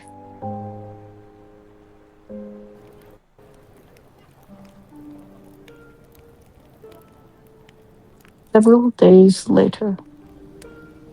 Bouquets, lanterns, music. The plaza in the port is immersed with the sounds of celebration. It's like a grand farewell ceremony to disaster. Raphael stands far away from the humans. He watches the figure who's in the center of the crowd. She seems really somewhat struggled with that uncomfortable. one. Look, I've been talking for 2.5 hours almost. It's been a while. She seems somewhat uncomfortable with that amount of enthusiasm. Slowly, however, the corners of her mouth curl. A slight smile appears on her face. He recalls those long stretches of time at the bottom of the silent ocean. The only sound he heard was the faint rattling of chains. With his eyes closed, he would construct an illusory world in his mind. He would imagine the splendor and wonder of Whale Falls City, the place that had been long forgotten.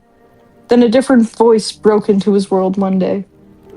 Stupid Tome, sea god. You're worthless in every sense of the word. If you're actually useful, you would have revealed the sea god's location. What gives you the right to only disclose the whereabouts of the bride of the sea god? It was a discourteous voice. It could be considered too loud to a certain extent, yet it was like the sun that occasionally appeared above the sea.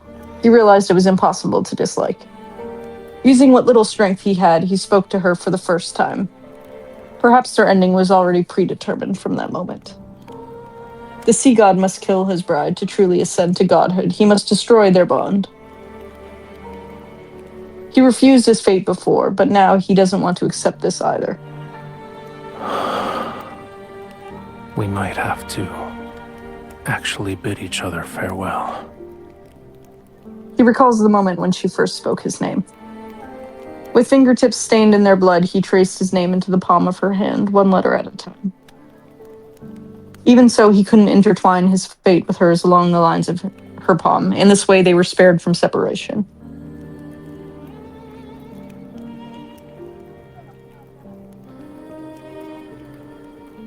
I need to leave Romirro again. We won't be seeing each other for some time. I frantically search for Raphael's figure in the crowd, but only catch a message in the sea breeze carried to me. Fortunately, our bond guides me to him. In a lit corner, I catch Raphael's fingers. You were in a hurry. She does a lot of holding his fingers instead of his hand. It's true. Where are you going? Looking for pearls. Once I recover that part of my power, I'll return. I don't believe you.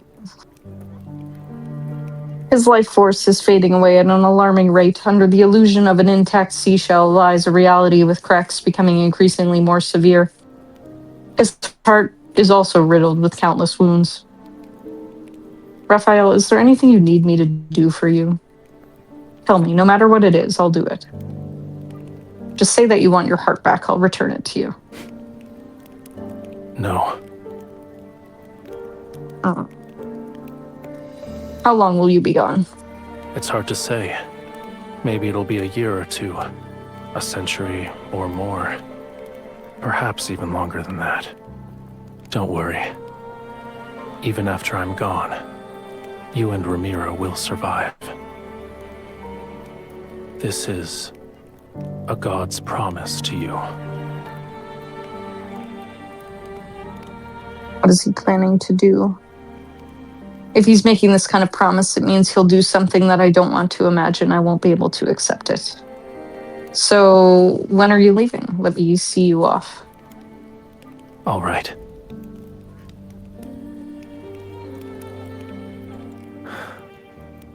I'll wait for you at sea. My fingernails dig into my palm. The hesitation that swirled in my heart has finally crystallized into resolve. I will fulfill the promise I once made.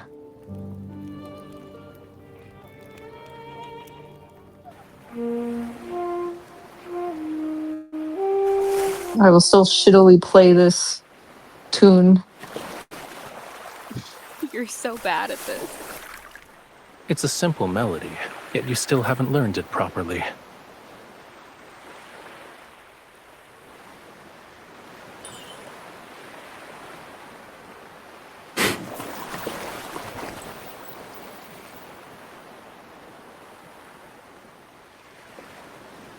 I missed a phrase. I was not paying attention. Romirro taught me how to be a ruler, not a musician. Fine, take it. I'm bad at this tune, this instrument. Last time I'll teach you. Take the shell away.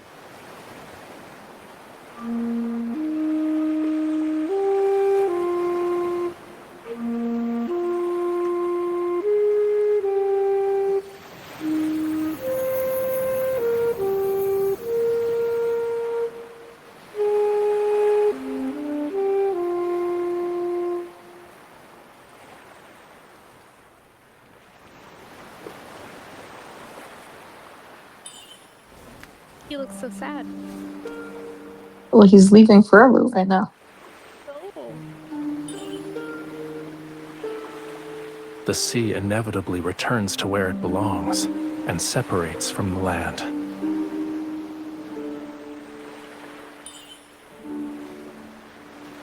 But the sea always meets the, oh, we're doing the thing. We're doing the thing. But the sea always meets the shore. We could see each other again.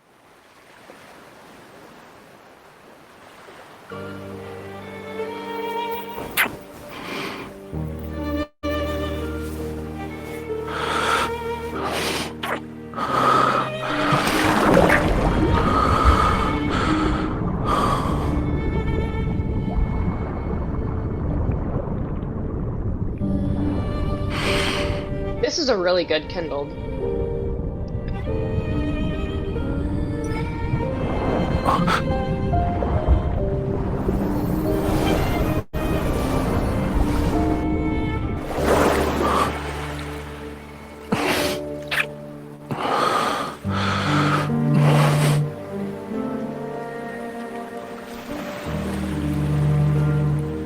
You want to say something else?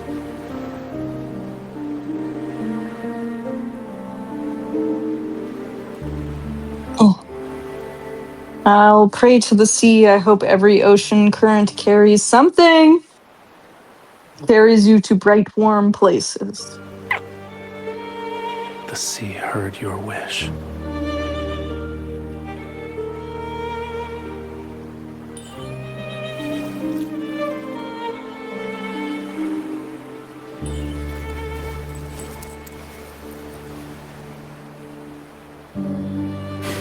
Oh my god. You said it was once part of your heart. It's time to return it to where it belongs. The place you hold in my heart far outweighs this little scale.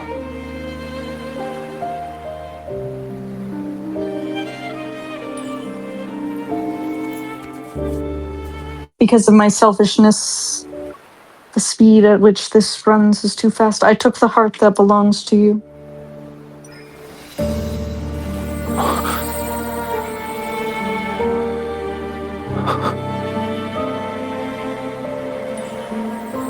Now with the power of the sea gods vow our covenant, Raphael, obey my command. It's so fast.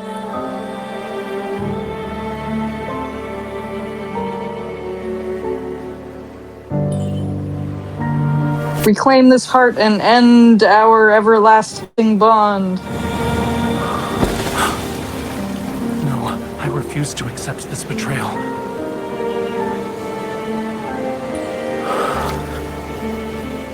This heart can save you, and Romero, my death is worth more than my life. See, God doesn't need this heart. Our bond, it cannot end this way. I won't allow it.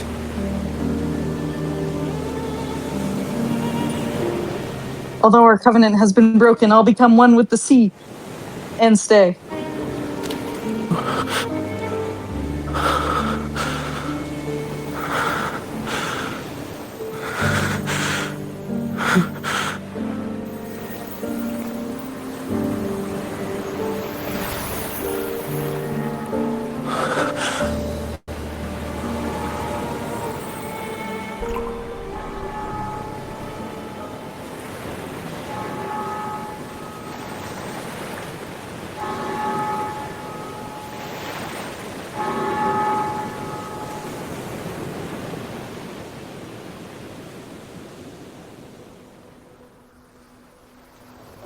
Daylight has arrived.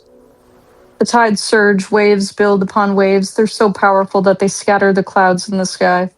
The black seawater bleeds crimson, then the red fades and takes the darkness with it. The sea's original azure hues reappear. The bells in Romero toll ceaselessly as massive waves engulf the world. The land is transformed into a seabed.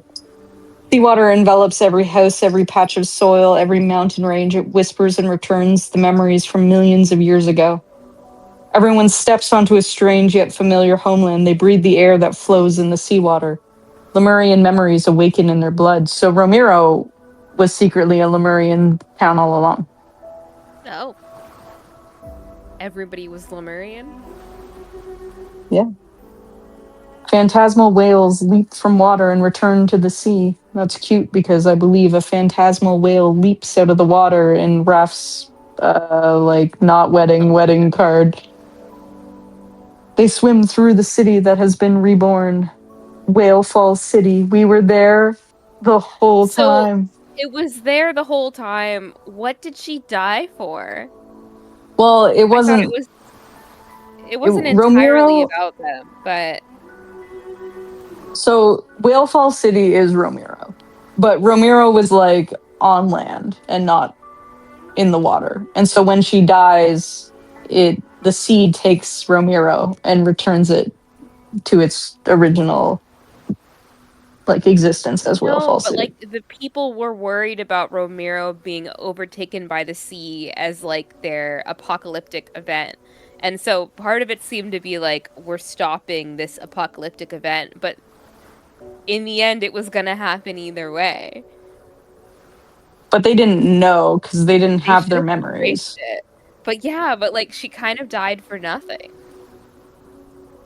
Well, no, I think it's that she had to die no matter what. Because if she dies, then Rafayel dies, which is she doesn't die. Lived, Rafayel was gonna die. What I mean. So even if they knew all that, if she had lived, Rafayel would die. So she died so Rafayel could live. Yeah. The sea god stares at his hand, where there lies the pearl ring given to him by a young woman.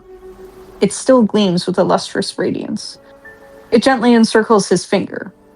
It's like her embrace that never lets him go. I think Rafayel should have a pearl ring on his finger at all times. I think it's a scam that they didn't do that. That would be really cute. And also his his affinity 100 is not a pearl ring, and I think that also should be pearl now. Oh, missed opportunity. It would be so good if it was pearl. They should all have different stones that represent them, the way they have fruits and flowers. True.